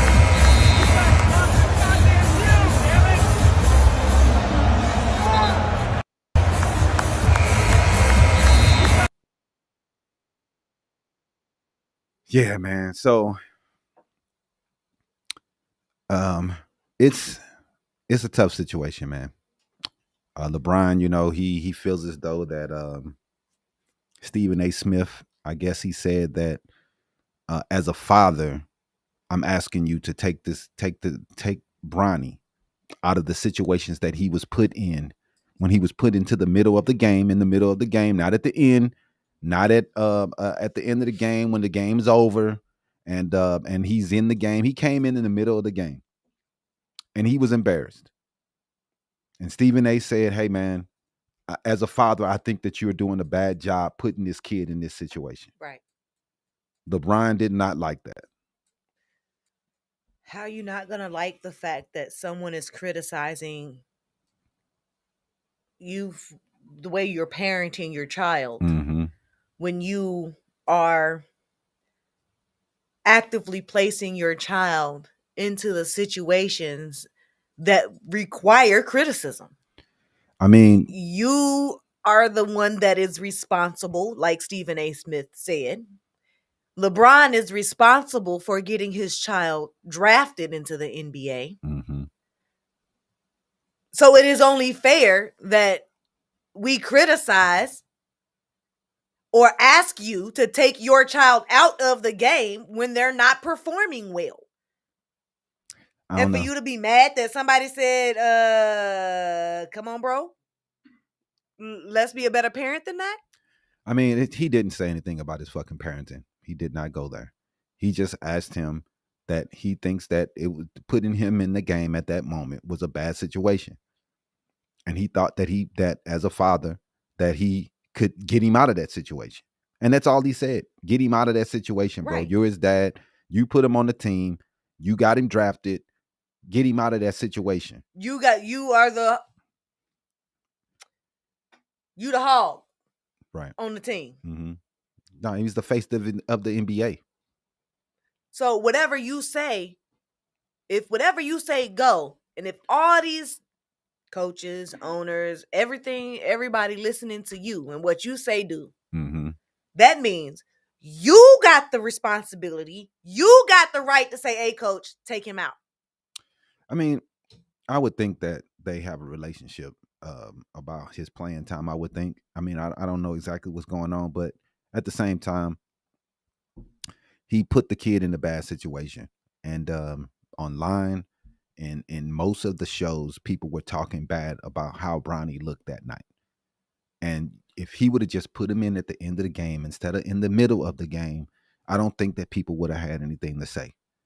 But like I said, man, when this first began, when you get your son drafted and you draft him to your team, you are the face of the league, one of the most popular players in history. It's going to happen that people are going to have something to say. You put him in a situation where he's one of the most popular situations where everybody in the world has eyes on him. So yes, unfortunately, people are going to have something to say when these people are watching what's going on and they're seeing the game. You really expect, this is what they want. For real, this is what they want. They want Bronny. He has the number one selling jersey out of the rookies. Of a 55th pick. They want him to be able to come in whenever he wants to and nobody say a word because he's still learning. No, bro, that's how you learn. You get criticized. You take criticisms for how you're playing in order for you to get better, bro. I mean, we aren't talking about a lot of draft picks from this year. But if they do bring them up, they talk about how horrible they are playing. So if they say he's the 55th pick, he shouldn't come up. But the problem is they're putting him in positions that they wouldn't put a normal 55th pick. Right. They're playing him in the middle of games that matter. Any other That's 55th pick would not be getting this play time that they're getting. Exactly. They would be sitting on the bench learning. He wouldn't have a guaranteed contract.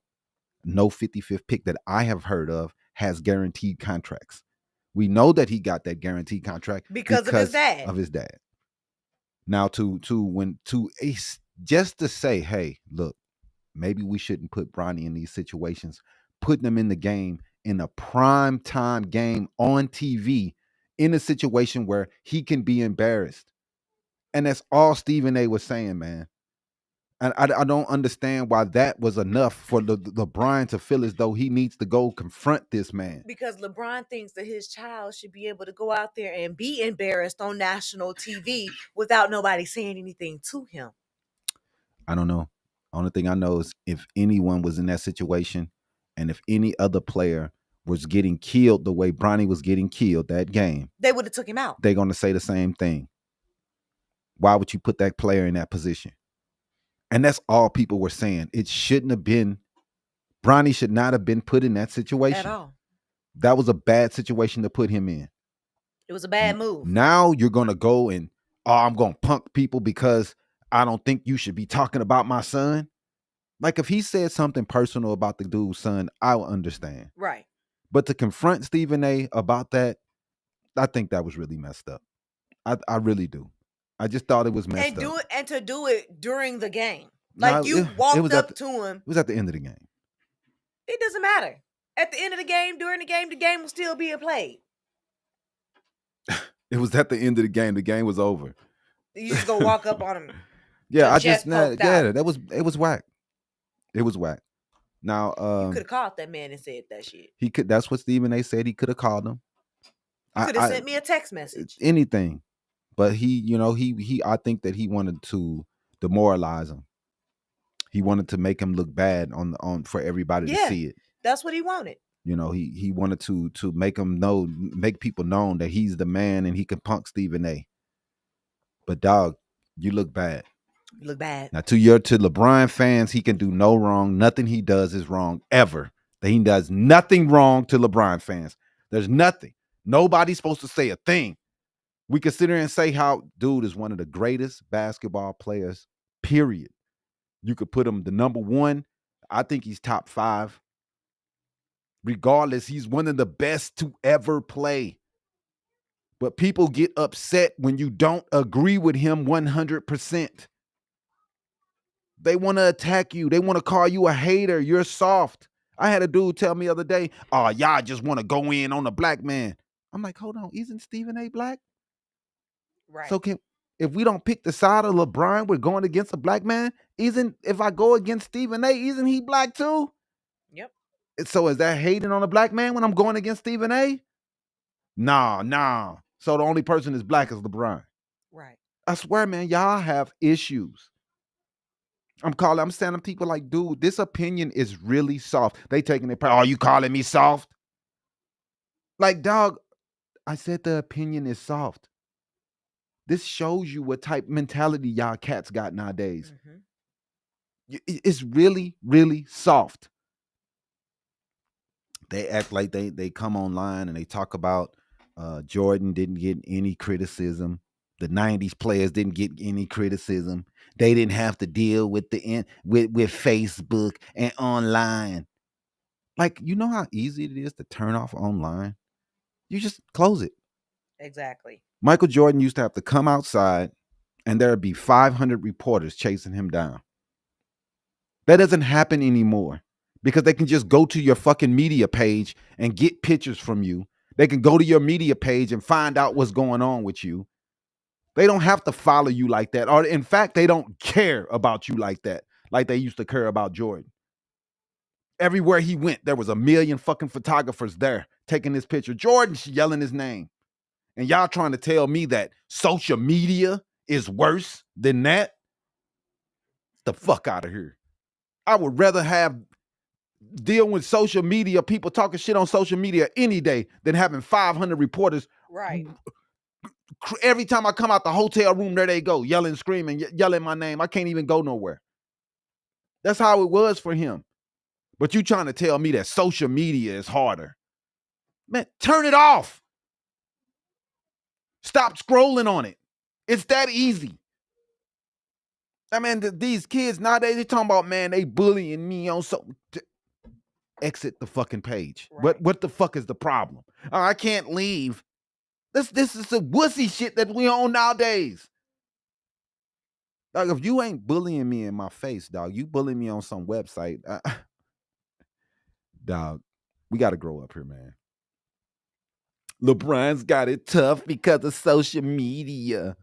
Are you kidding me? Dude, there was newspapers back then. People tabloids, had magazines. Dude, there was everything. People talk shit everywhere. There paparazzi still was in your face. There was websites. There were websites based on hating Michael Jordan. There was all type pages that people didn't do it the way we did. There wasn't a Facebook then. There was blogs, but people hated just as much. And you didn't see people run up on reporters like these cats do today. Now, you know, I saw DeMarcus Cousins saying that he did it and people treated him differently. You're right, man. They give LeBron the pass of all passes. This man can do no wrong in the eyes of these people. Anybody else would have confronted a reporter like that and did that, they would have tore his ass up in the eyes of the media. But since it's LeBron, you better not say nothing. Because, oh my goodness, you can't say nothing about LeBron. Like, bro, I love what he does. I love he's a family man. He's a great player. But, dude, some of the decisions this dude makes is just ridiculous. Some of the shit he says is ridiculous. I don't want to be the face because everybody's negative. Like, dude, we kiss your ass all the time. We supposed to kiss your ass every day, all day? We can't never say maybe that was incorrect, LeBron. No, you better not. LeBron is 100% right at all times. He better be called if you don't call him the best player ever, you're a hater. Like, this is where we're at, man. Everything you say, if it's against LeBron, you're a fucking hater. Like, I can't say that, hey, man, I didn't really like how LeBron put his son in this situation. Oh, my God, you're a hater. You're hating on Bronny. The shit's ridiculous. We saw Pippen's son. He be able to come into the team. Scottie Pippen wasn't online tweeting, talking about his son was better than everybody. Right. He didn't make this shit into a big deal. He let his son earn his route. Not dude killing in Memphis. He wasn't on there saying, oh, my son better than most of the players in the league. You talk shit like that and then think it's not going to be any consequences. You can't say your son is better than most of the players in the league and then get mad when somebody criticizes him. Right. You can't do that. And then Bronny is a rookie in the NBA. He is grown enough to handle his own. That dude is not in high school. If you should have, I just feel as though he should have told Bronny if it really hurt your feelings, he can walk up to Stephen A. and talk and say, to him. hey, bro, could you keep my name out your mouth? But that's ridiculous. I don't like what you were saying about that whole shit is ridiculous. Keep my name out your mouth. You play a sport. His name is he's a sports analyst. He's going to talk about you because you play sports. Right. It's not like he's just some dude just talking about you. He's a sports analyst. Dude. And for you as a professional athlete to think that no sports analyst is going to criticize or say anything about you as a player of that professional sport that you are playing, are you ignorant? Man, I don't know, man. Because anybody that plays a professional sport as a professional athlete making money off of a sport that everybody is watching, everybody got an opinion about how you playing. And then another thing is this, though. Could you imagine what would happen to the NBA if places like ESPN and Stephen A. stopped talking about basketball on First Take? If all of them just say, you know what, since these basketball players are so sensitive and we can't critique their play, We can't say anything about. Let's just not talk about them at all. Let's stop talking about them. Watch basketball die. How bad it would be. They are keeping your sport alive by discussing what's going on, and you're mad because you didn't agree with the discussion. Remember how years ago we were talking about how was it hockey or baseball? The games weren't being shown on TV anymore because the sports analysts weren't talking about the sports. No, I don't know what you're talking about. But yeah. What do y'all think is going to happen if the sports analysts completely stop talking about basketball? I mean, the main y'all thing. Would lose they would lose their TV spots. They would lose a lot of money, definitely. A lot of money. Right. But the main thing is this, though. You have people who are upset about being compared to the great players of the past. They don't like that. They don't like the comparisons. They say that back in the day that there was no comparisons. That's stuff that they're doing now because of nostalgia. No, man, they've always been comparisons. Larry Bird, Havlicek. There's always been comparisons. Michael Jordan, Dr. J. You're just too young to know that back then they compared the players to the players of yesteryear. And for these players today to act like they're hurt because somebody compared them to somebody else, they disrespect the players of the past. Oh, they didn't have any skill. Like do you know what they used to do? The old players? I mean, I know y'all love to go to the old school and just point out the good things. But one thing that they used to do, that the players used to do, and they don't do anymore, is they used to show love to the players that they grew up watching. They used to talk about them in the aura, like, man, I used to grow up watching this dude. I loved him. Listen to the way Magic Johnson talked about the people that he played against. Look how the enthusiasm he had against the people that he used to play with and the people he watched when he grew up. Talk to a player now, and they're going to tell you, oh, them cats was trash. Right. I'm better than them. That's the attitude now. You want everybody to say how great you are, but you can't even respect the players of the past. Yep. You want us to sit around kissing your ass telling you how great you are, but we talk about, hey, this play, oh, they didn't have any skill. They wasn't fast. They didn't jump. They didn't have 40-inch verticals. They wasn't nothing like us. Like, there used to be a respect that is gone.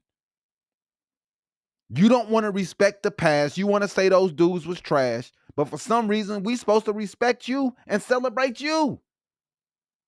This is weird. Y'all talking about weird energy. That's weird. Look, I just found something that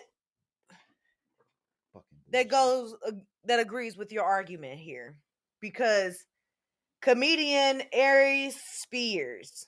Yeah, Aries Spears usually agrees with my view. Yeah, he does. And in the video that he posted that was 3 minutes long, Spears aimed at the future Hall of Famer, calling LeBron a hypocrite for confronting Smith on his son's behalf. And to support his comments, Spears pointed out an incident early in LeBron's career when he was involved in a heated on-court altercation during a playoff series against the Boston Celtics. From the crowd, Gloria James began cursing at opposing players. And LeBron responded to his mama and told her, sit down.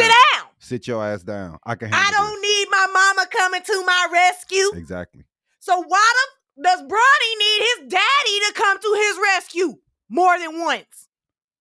On more than one occasion? I don't know. Why are you going to your son's rescue if you didn't want your mammy to come to your rescue? I don't know. For being criticized? I don't know. Why is it any different? It ain't no difference. I guess because it was a woman, he didn't, It shouldn't matter who is coming from. Your mama, not your daddy. Your mama came to your rescue. Yep, and he sure told her to sit down. I remember that. Aries is right. He's exactly right. When that happened, LeBron said, "Sit down. I'll take care of this." So why don't you go sit down and let Bronny take care of his problems? He should be able to take care of his own problems. But daddy does everything for him. Daddy makes sure he gets in the league. Daddy goes and takes care of everything he wants. Make sure Daddy got him on a team. Dude, Daddy's gonna make sure he's getting play time. Mm-hmm. Daddy's gonna make sure that no one's mistreating his son. Yeah. This is very, very soft antics, man. Soft. And you got to let your son go through life. And y'all could have had a discussion, and you could have said, "Hey, you go and talk to Stephen A. Smith about this and how you feel, if that really hurt your feelings." Right. But really and truly, a father would have told him, "Hey, man, there's going to be people who don't like what you're doing, regardless of how good you're doing. There's always going to be two sides of the coin. You're going to have people who love you and people that hate you. Especially in basketball, when it's a sport, when you have 30 teams and 29 other teams rooting against you. Yep. Everybody's not going to root for you. Those 29 other cities want to see you lose. To think that every city that has a team and has other players that they're rooting for is going to root for you and going to care about you is the craziest shit I've ever seen in my life. Yep. Kevin Durant the other day talking about, the people got to stop booing me. They got to stop booing. Play better. They need to figure out something else to do except boo. Win some games. Like, dog, what? Why are y'all so wussy nowadays? Like, man, it's with the Suns last night. We had a little bit of fight. We almost won. Jokic put up 30 points, 20 rebounds, 20 assists, killed us. Nobody want to get a center. Everybody just be like, we don't have a center. Jokic only one player. That one player is killing y'all. What the fuck, man? What? Dude, that's the reason why people do not like fucking NBA. Shaq was going around killing everybody. What did everybody do? They went and got 2 or 3 centers to make sure that they could at least foul this dude to try to slow this dude. Some players, now the teams, now they don't even care. Or just let Jokic do whatever he wants to. He's the only center, so we can't stop him. We're not worried about anybody else. But what if you play them? What the dude? This is the reason why the NBA sucks. And everybody's saying it. Oh, we don't care about not having a center. Jokic is murdering these people. The best player in the league. We got Kendrick Perkins talking about it. Oh, it's LeBron. No, it's Jokic. He's killing. And his team is winning. He's won the last 3 MVPs. Right. He's the best player in the league. All right, man. I'm sick of ranting about them. I'm going to go ahead and go into this last comic book corner before we can get up out of here. I'm going to skip Stephen A. and what he said.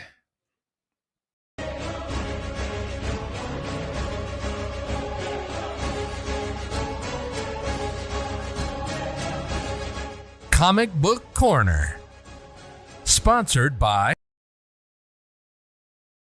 So, let's talk about this Daredevil, man. The show is excellent. It's really, really great. It's getting great reviews. I thought they did a good job bringing back the look and feel of the original Daredevil. I thought they did a good job bringing back a lot of the actors, and just the direction of everything, man. Right now, it's just great, man. And I really love Marvel and what they're doing here, man. When it comes to Daredevil and how they make it a little different. I love the CGI, man. A lot of people were complaining about it, saying it wasn't great. It's a TV show. I mean, what standards are being? What are you guys holding to standards to? Most TV shows, the stunts and the effects were always bad, and now we're holding Disney to movie standards for their TV shows, and we're going online complaining about it. And I think it's kind of ridiculous. I thought the show looked great, and I can't wait to the next couple episodes. Yeah. What do you think so far? So far, I mean, for Daredevil to be what it is, I have definitely seen a lot of improvements from the Netflix version of Daredevil to the Disney version of Daredevil. And it is just something about the effects, the CGI, the directing overall that they're doing with Daredevil is just totally different. And you can tell it gives the characters more depth. Mm-hmm. It allows them to be themselves. and what their character is supposed to be like in the comics. And that's what I'm seeing from the first few episodes that I've seen of Daredevil. His moves are more fluid. They flow a lot better. Yeah. Just the way he moved, the way he was throwing his weapons, just the way he was doing everything, man. But they did keep to the original ideas of the show by making sure the show was dark and the fights are really gritty, and everybody has that feeling of being in the middle of something that's about to go down, and you're on the edge of your seat because you don't know when it's gonna happen, but you know it's gonna happen. And I thought they did a great job of getting to that. And I just love the show, man. The show's been great ever since it came out. Seasons 2 and 3 was a little but I think this season will be just as good as season 1. So check it out. It's gonna be on Disney Plus, and I think it comes on was it Tuesdays? Yeah. On Tuesdays. Wednesdays. On Wednesdays. And they should be now. I think they're gonna do 1 episode a week into the last week, and I think it's 2 episodes on the last week. I think we're getting 2 episodes. Episode 4 and 5 will be together, or it's either episodes 5 and 6 that will be another 2 episode drop. So 3 and 4 will be their own individual episodes, and then 5 and 6 we'll get those together.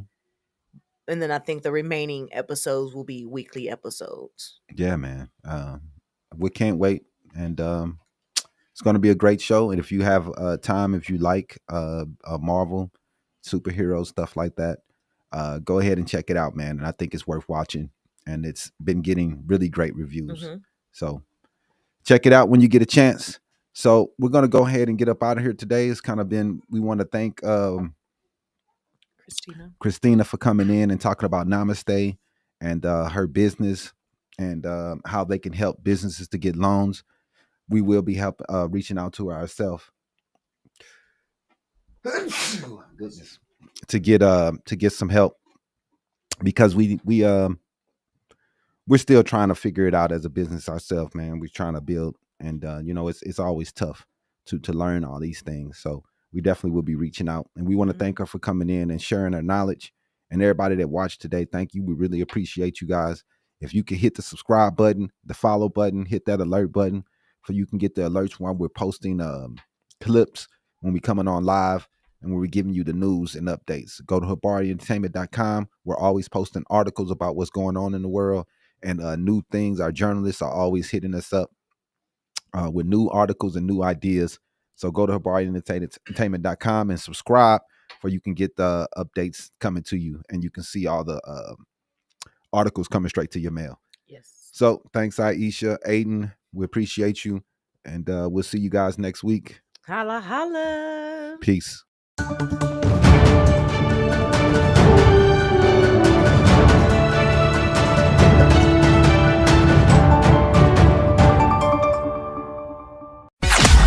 Thanks for watching another episode of Habari Live.